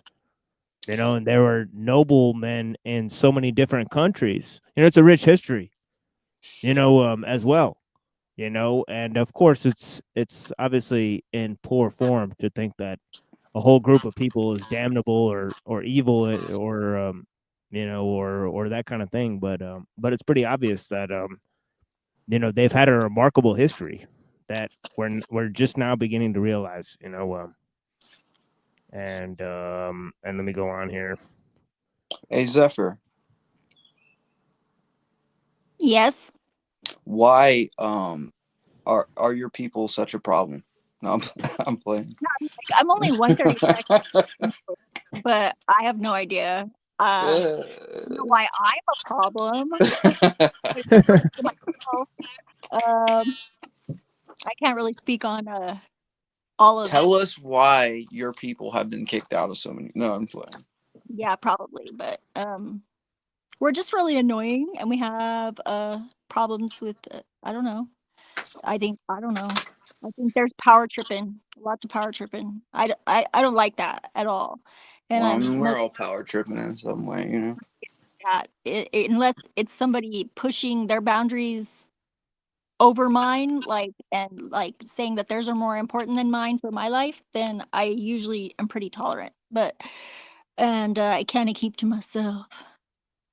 Although I So do you're like to take. tolerant until you can't tolerate something that's intolerable. Well, I'm getting better at not tolerating it too long, because I've often had the habit of like tolerating things way beyond the limit of what I probably ought. What would you say is intolerable? Intolerable. Well, if it is like invasive without my consent, I think superior judgments are intolerable. Um, What do you mean? like people thinking that they're better than other people, because nobody is. It's just default. You're not better than anybody else. You know something that they don't know. They know something you don't know. Whether you know more or less is not really that important. Whether you have more money or not is not important. Yeah. You have a possibility to be just as valuable as they do. Whether you are or not, that's not meat for me to judge. And I think nobody else should do that either, probably. You know, that I got told an interesting story by somebody I knew. He went to prison, right? And he was in a class in prison, and there was a teacher there that was teaching them something, and on the board he was using, the leg broke on this board. Well, this particular person went up there and fixed the leg on the board. And he said he realized kind of at that moment that, you know, he felt like he didn't maybe know the subject too well. And, you know, he's just thinking like, well, I might not know this subject, but I know how to fix this leg, which this guy didn't do. So we kind of like, you know, I guess like what I'm trying to get at is like, we kind of fill in a space that someone might not be filling. And that's just as fulfilling, maybe. Yeah, and what it comes down to is we're all dependent on each other in some way. It's like it should be, to be healthy, it should be interdependence. It should be like voluntary and consenting, and like everybody feels validated and, you know, useful. And Everybody gets a trophy. well, for whatever they're good at, yeah, sure, why not? If I'm they excel at playing. it, I'm just messing with I don't think it lessens the value. I mean, I think love is not a limited resource, really. That's why people can have lots of kids and they don't say, "Oh, there's no love left for this new baby."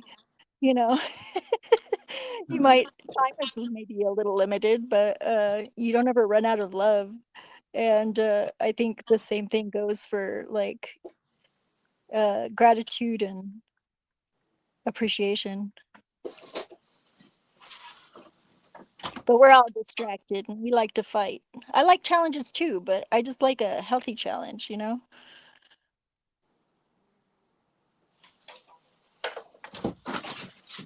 I gotta go. I'll talk to you guys later. I appreciate you for having me, Machine. And Yeah, of course, of course. I think I'm gonna end this too. In terms of, we'll just pick this up maybe on Saturday or something like that. Yep. And yeah, I'll get in contact with you. Blessings, brother. Yeah. Later, Zucker. All right. Peace. Good talking to you again. Yeah. Yeah. Ooh. Whoops. Maybe he dropped his phone there. But yeah, blessings, Zephyr. Thank you for being here. And yeah. oh wait, what'd you I say? like You him a got kind lot. of cut off. Yeah. Oh yeah, I I love like that him a guy. lot. He's a good guy. Yeah, he's Yeah, it excellent. was crazy Yeah, he's because I excellent. asked him for something else and I asked him for a favor and he did it anyways. I was like, oh shit. Uh, that's a good guy right there.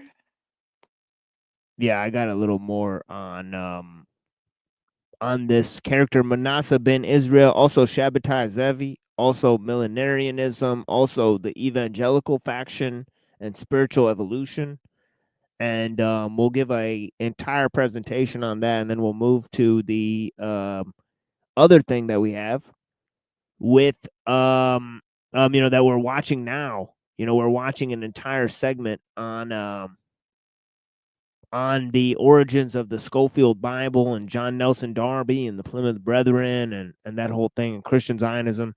Obviously, if you look up figures like Isaac LaPrairie, Manasseh ben Israel, and other key figures, you could really get to how sort of Christian Zionism was established through people who are pretty much followers of Isaac Luria. They combined and created things like pre-Adamite hypothesis and British Israelism and all these ideas. So if you get to the foundations of Christian Zionism and modernism and the whole modernist fundamentalist divide that was literally started by the Rockefellers, right? And all these types of things, then you really get to more of the origins. And we saw how, popular media figures. Okay, we saw Myron Gaines, we saw Apostate Prophet, obviously Andrew Wilson, right? We saw the other people in terms of Tim Pool, right? And these sort of conservative personalities, right, struggling to figure out key historical facts and information, okay, about, the origins of some of these ideas, right? And how, what a Christian response or what a Muslim response or what a theistic response or what a human response, rational response, practical, right? One that is not willing to sacrifice, obviously American principles, right? And also takes into key consideration that, we're here to preserve this country, right? Not here to serve Israel, right? We're not here to, okay, we're here to come together and be Americans, right? One nation under God, right? So this is the thing is that, we have to figure out, who's part of that program and who's not part of that program. And it's sometimes a sort of crazy wave, and sometimes I don't know how much, we want to identify historically with some of these points that I put forward today, right? But obviously, the ideas of Protestantism, Zionism, millenarianism, Chileism, and all of the to put it in theistic terms, right, are very, very significant, and most people are very, very lost on that stuff. Yeah, Truth, are you going to say something? Yeah, I mean, you're laying out this network that most people like. There's probably, other than your book, perhaps, starts to cover what you're talking about, but I mean, not even you've written all that you're covering here. So it's like you're laying out this network that is obvious, but it's never been like detailed before in the way that you're doing it, and it's hard to see, and there's a lot of moving parts. It's a very big network, and yeah, it's all about causing division. You have these people, they're arguing on behalf of Christianity, but it's milquetoast towards they're getting culted to Zionism.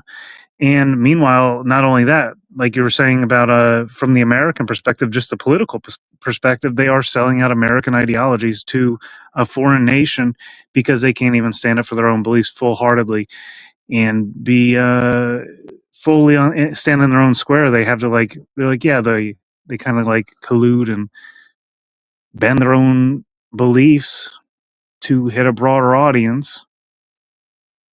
And there's a mechanism in place that feeds that to corrode and corrupt genuine interests. And yeah, it encourages it and makes it a negative feedback loop of itself, basically. Yeah, we're actually going to be continuing this Made by Machine Bob series. We're going to be creating a series called Cyber Cuck. Ooh. Uh-oh. in which we explore the cucking of conservatism to liberalism through technology. Right. And that main point, I think, will bring lots of discussions, because I've seen this happen so many times that we could just catalog every time it happens and just talk about it. Yeah, Nick Fuentes, Yeah. Maya Yiannopoulos, Gavin McInnes. I mean, We like, could do my goodness. words too. That would be fun. Simping for techno horse. Oh God. Oh yeah. Simping for Techno horror of the week.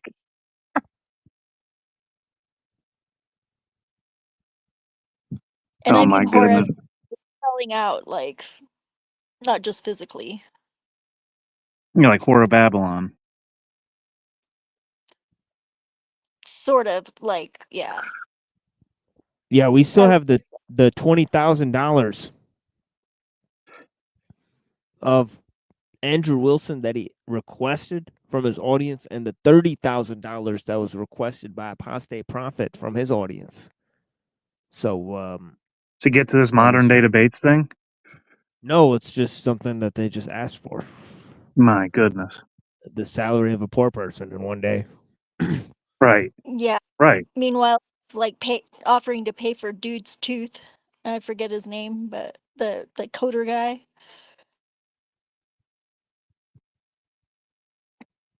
Oh yeah, Radical Coder. Yeah, I thought you talked to him. He was like so excited. I would be so pissed off if I was him. Why? I mean, What I don't know. happened? Well, I don't know. I don't think it's gonna happen. I don't think he's really gonna do it. He's not Wait, gonna do pay. what? Who's Andrew Wilson said he was gonna pay for him to get his tooth fixed. He was what like, the hell? "Yeah, you didn't catch that, huh? Oy." Yeah, that No, I was didn't catch that, but you know what I did catch was this whole debacle where they literally asked, because he's like, hey, because Jake the Rattlesnake was on, and then it was the guy, Radical Coder, right? So he's like, yeah, people had to like make babies back in the day, and like, they were like arranged married or whatever, and they were like getting married and they had kids, and that would be a normal thing. And so the Radical Coder guy goes, yeah, marital grape was a normal thing too. And it was. Yeah. And I'm like, being I'm married like, at like whoa. 15 or 16 was pretty normal too. Maybe even 14. Yeah, As and it's soon as like, whoa, and it's like, whoa. So all these people are being born through grape, and then later, the guy's like, oh, if the women don't want to have babies or whatever, like they're like, oh, how do you enforce? Like, how are males gonna enforce, anti-feminism? And enforce a patriarchy. What if the women just don't want to have babies? And then the guy literally says, well, we could use force to get them to have babies. And then he's like, how? And he's like, well, we'll just grape them. I was like, whoa. Well, that's what Jim Bob. I fuck? mean, Jim Bob relies on those theories too. He's like, women shouldn't be able to vote because they don't have force or whatever. It's like that is the end result of those ideas taken too far. It's like, what if the it hell? was forbidden, then they wouldn't be raped. It would be their choice, right? It's better that Yeah, way. we got Is what their logic is, and that's just friggin' insane. insanity. So yeah. They really want Yeah, things to I go, gotta. but like they don't realize the way that it was, or if they do, they wouldn't be thinking that that was even possible, because nobody would go back to the way that it was. I mean, yeah, I guess in some ways, like things are worse, but in other ways, they're much better. I mean, I'm glad that I don't have to worry about being raped all the time. Well, let me finish your inquiry before you get off of it. If you have sex with a dead tree, but the tree is not dead. I always think if Woody Woodpecker had a woodpecker, would he peck it? But can I time finish my inquiry, please, before you move off of it? If you masturbate with a wooden dildo, and that's conceivably fine, but having sex with a tree which is alive is not, then the only threshold breaker there is that the wood is dead. Yikes. Yeah, and Then that's he a starts crazy talking mind to about come up with some shit like that, dude. I then he want to know starts what the talking about context of that having was. having a making love of somebody making love to their dead grandma's head. I was like, whoa. Yeah, that's improper, I think. Yeah, so I'm gonna end this. Blessings, Truther. Thank you. Yeah, I thought you might be streaming later, but yeah, later's always better for me. It's a tough time to get on here, but I want to jump on for a moment. Blessings, brother. Be well. Yeah, God bless Truth or Cup and Machine Lies. Be well, And Zephyr. Yeah, blessings.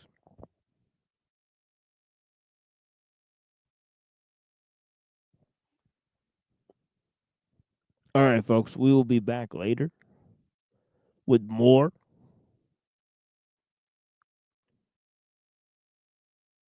Okay, and yeah, exactly the topics I mentioned earlier, right? So be prepared for those topics on Saturday, right? And then we'll return hopefully to our regularly scheduled program, right? In terms of different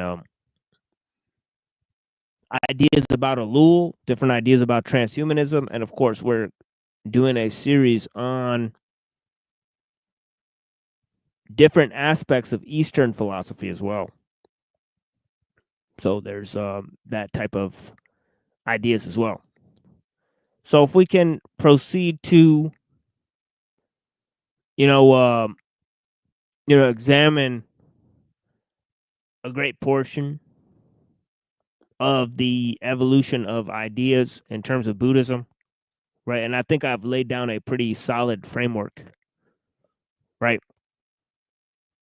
We've done over 50 episodes or so, right, on Eastern philosophy, right? But we're also looking at the development of ideas in the West, right? And we can also look at those in terms of these ideas of theistic evolution and how that relates to the ideas of millenarianism and Zionism, right? Subsequently, right? So, I mean, obviously all these things are linked, right? And we'll, figure out when we're going to, review series and things later, right, at a later time. So yeah, blessings.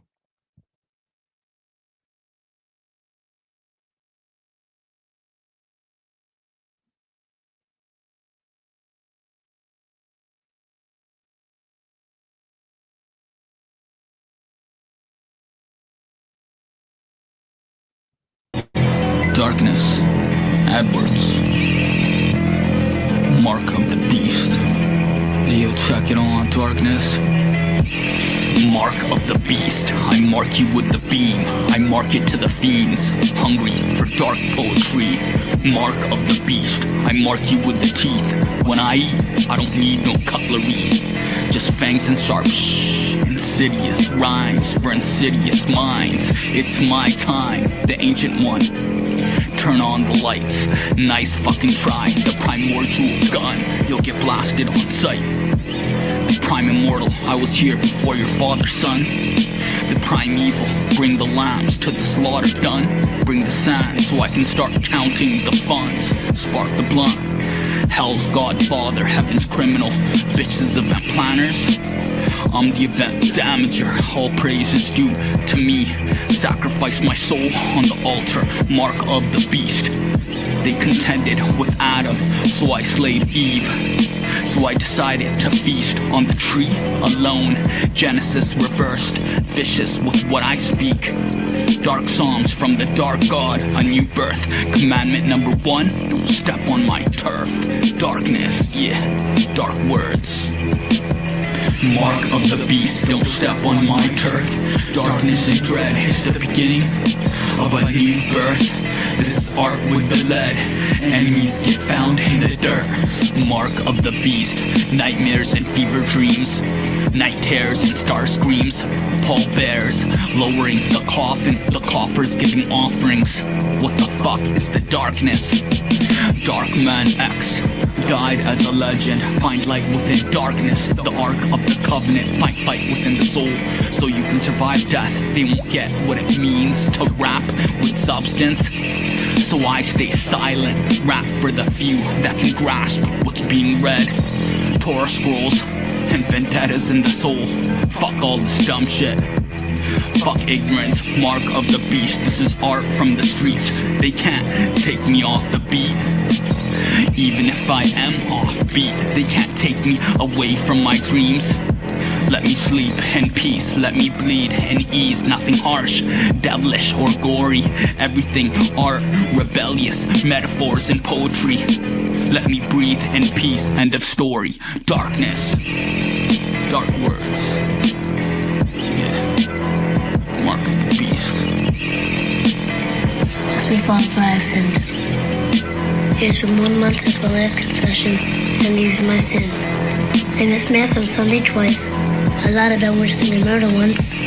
I ate meat on Friday once. Wait a minute, can you back up a little bit and say that again? I ate meat on Friday once. No, not that one. Back up a little more. I lied about witnessing a murder. Yeah, that's the one. Do you realize what you said? It was only once.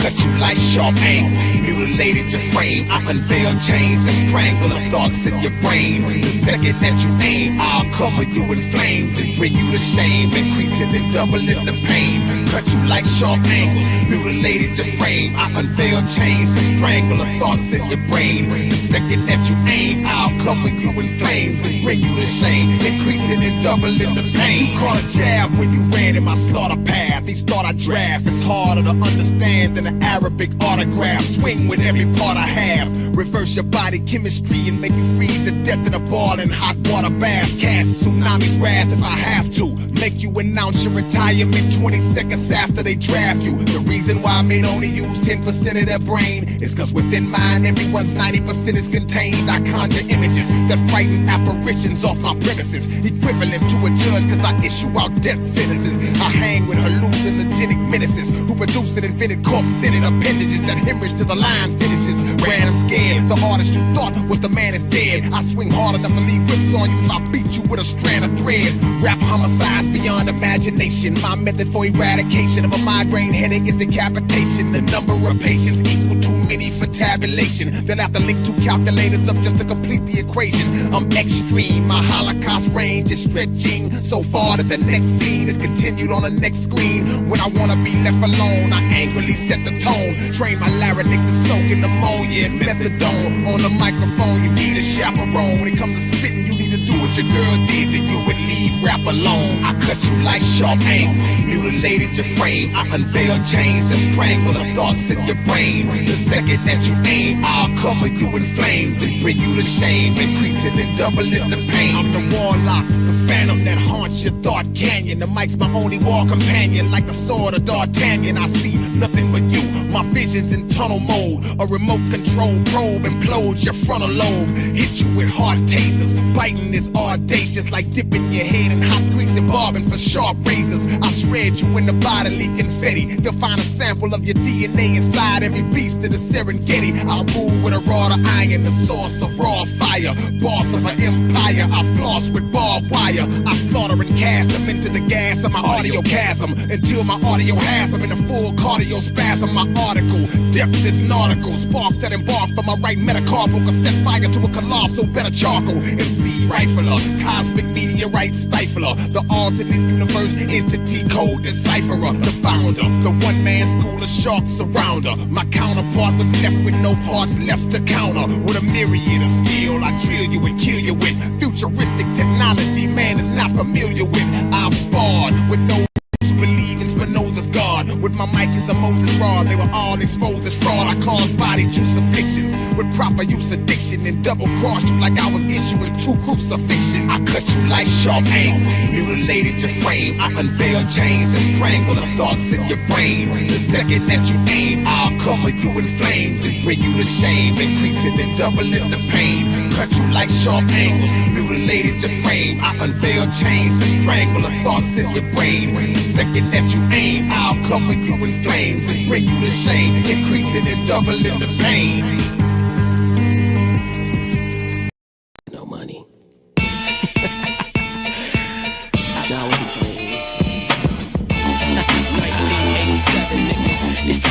another million. What, nigga? It's time to make another million. I don't think you heard me. It's time to make another million. $1 million, bitch. I be the insane nigga with the migraine, headache, stressed out, having $1 million doubts. Nigga wonder, am I blind like Stevie Wonder? The system trying to take me under. My whole team pops scalenes, no more triple beam dreams or amphetamines. I got a problem with the FBI. I'm always like fuck 'em, motherfuck 'em. I made $1 million and got the fuck out of Detroit. Niggas hate me there, they wanna kill me. Player haters can't feel me. I'm underground, so check the sound. You won't catch me on your radio dial, so fuck that shit and bump this shit. If you ain't with this shit, suck a fat dick. You old broke ass, hoe ass, never getting no cash. It's time to make another million and another win platinum. It's time to make another million and another win. It's time to make another million. I'm underground, bitch. It's time to make another million. On this side of the hold up, wait a minute, your radio ain't shit if my tape ain't in it. So now I'm going all out, and I'ma smoke on the gas till I fall out. You can't stop my flow, hell no. If you's a hoe, you got to go. Street politician, connection with chickens. The night before Christmas, pop Charles Dickens. Can't nobody do it like me, I'm the incredible Bruce Wayne, please. Last of the red hot London MCs. Nigga, what? Smack your bitch booty while I'm busting the nut. My flow is ill, like a virus. My words speak out to a thug like Cyrus. Kidnap your mind and hold it for ransom. The murder I wrote is a suicide note, and it's time to make another million. It's gon' kill me though. It's time to make another million. It's time to make another million. You ain't heard, nigga. It's time to make another million. What? What? Nigga, what? Feel like that? What? Bruce Wayne, nigga. And I'm rich for real. You better go ask the IRS about me, nigga. What? What, nigga? What? Bruce Wayne, what? 1987.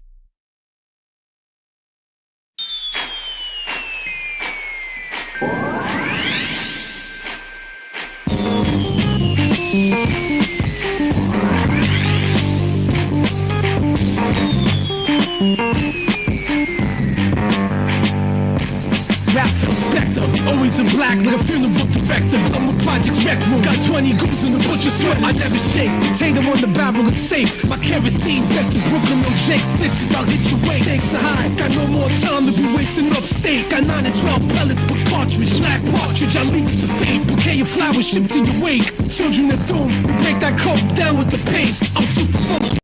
Anybody seeing me senseless since park benches and dead lieutenants and soldiers screaming for vengeance. I flood the hood with sedatives, schemes of Edward Kempis, felonies and bagel stores. You can find me where the hemp is. Tim got blood in them from the park like Jenny Levin. Any D&T in the cool carcass and Def Leppard. Modern network, drug farmers, Satan worshippers, shrapnel, project goons, young murderers, young gentlemen, muzzle loaders, cold burglars, boys head female fatigues, all surfaces. Modern network, drug farmers, Satan worshippers, shrapnel, project goons, young murderers, young gentlemen, muzzle loaders, cold burglars, boys head female fatigues, all surfaces. Headbangers who pump rock, we crowded, get your shirt on. I got some ugly bitches for sale too, like Sandra Bernhardt. Board certified murder guys, way to work inside. Toxicologists, feel special cause you're the first to die. Two buggies, fabric and road, like it's a catacombs. From the casserole, coke slings, I'm baby McEnroe. Playing God, it's after macabre, born for some massacre. Sprain his badge next to his brains, give me a spatula. Working with bro, I do it when I'm serving that snow. Murking the coast, working that toast. FBI files already post. Mausoleum status, check the second roast. I came from nothing, I got nothing, I'll stop your pulse. Turn your body to a corpse behind the wall of sleep. Cauldron delete, got Hebrew killers storming the E. Modern network, drug farmers, Satan worshippers, shrapnel, project goons, young murderers, young gentlemen, muzzle loaders, cold burglars, boys head female fatigues, all surfaces. Modern network, drug farmers, Satan worshippers, shrapnel, project goons, young murderers, young gentlemen, muzzle loaders, cold burglars, boys had female fatigues, all surfaces. Live off the interest of 2 mil from groovy pills. Turn bitches to mummies, I take the checks and leave a mill. Cops play me too close, you lighten the loafers. Let me check your glucose, too much sugar up in your fucking toasters. I'm a project tradition, born killers, no religion. 550 beds, no friends, dual business, new addictions. I heard being broke is a superstition. I seen the ghost in the kitchen, taught me the most conviction. Modern network, drug farmers, Satan worshippers, trap murder, project goons, young murderers, young gentlemen, muzzle loaders, cold burglars, boys had female fatigues, all circuses. Modern network, drug farmers, Satan worshippers, trap murder, project goons, young murderers, young gentlemen, muzzle loaders, cold burglars, boys had female fatigues, all circuses.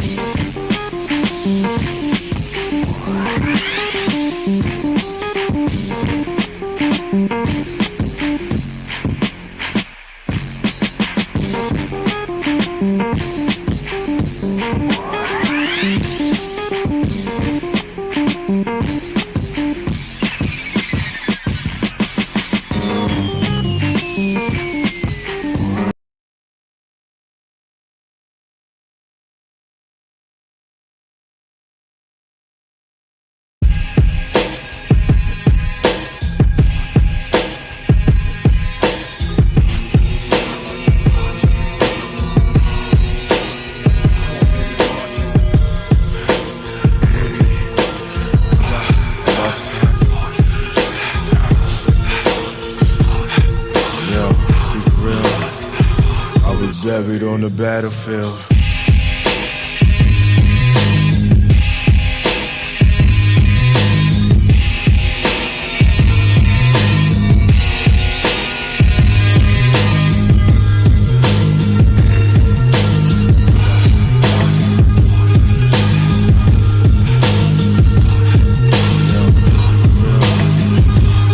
Buried on the battlefield, located near Israel. The rest of my platoon was trapped upon a hill. I heard mega real. I was buried on the battlefield. I heard mega bombs, firearms, and war alarms, hand grenades, man rage in evil ways. My destination was to seek life. I mean, stars were so low, they appeared as street lights. I was shown the crucifixion by 2 Egyptians with war in heaven. I saw Christ with a Mac 11, so I joined his army, prepared for Armageddon. Armageddon, Armageddon, Armageddon, Armageddon, Armageddon, Armageddon.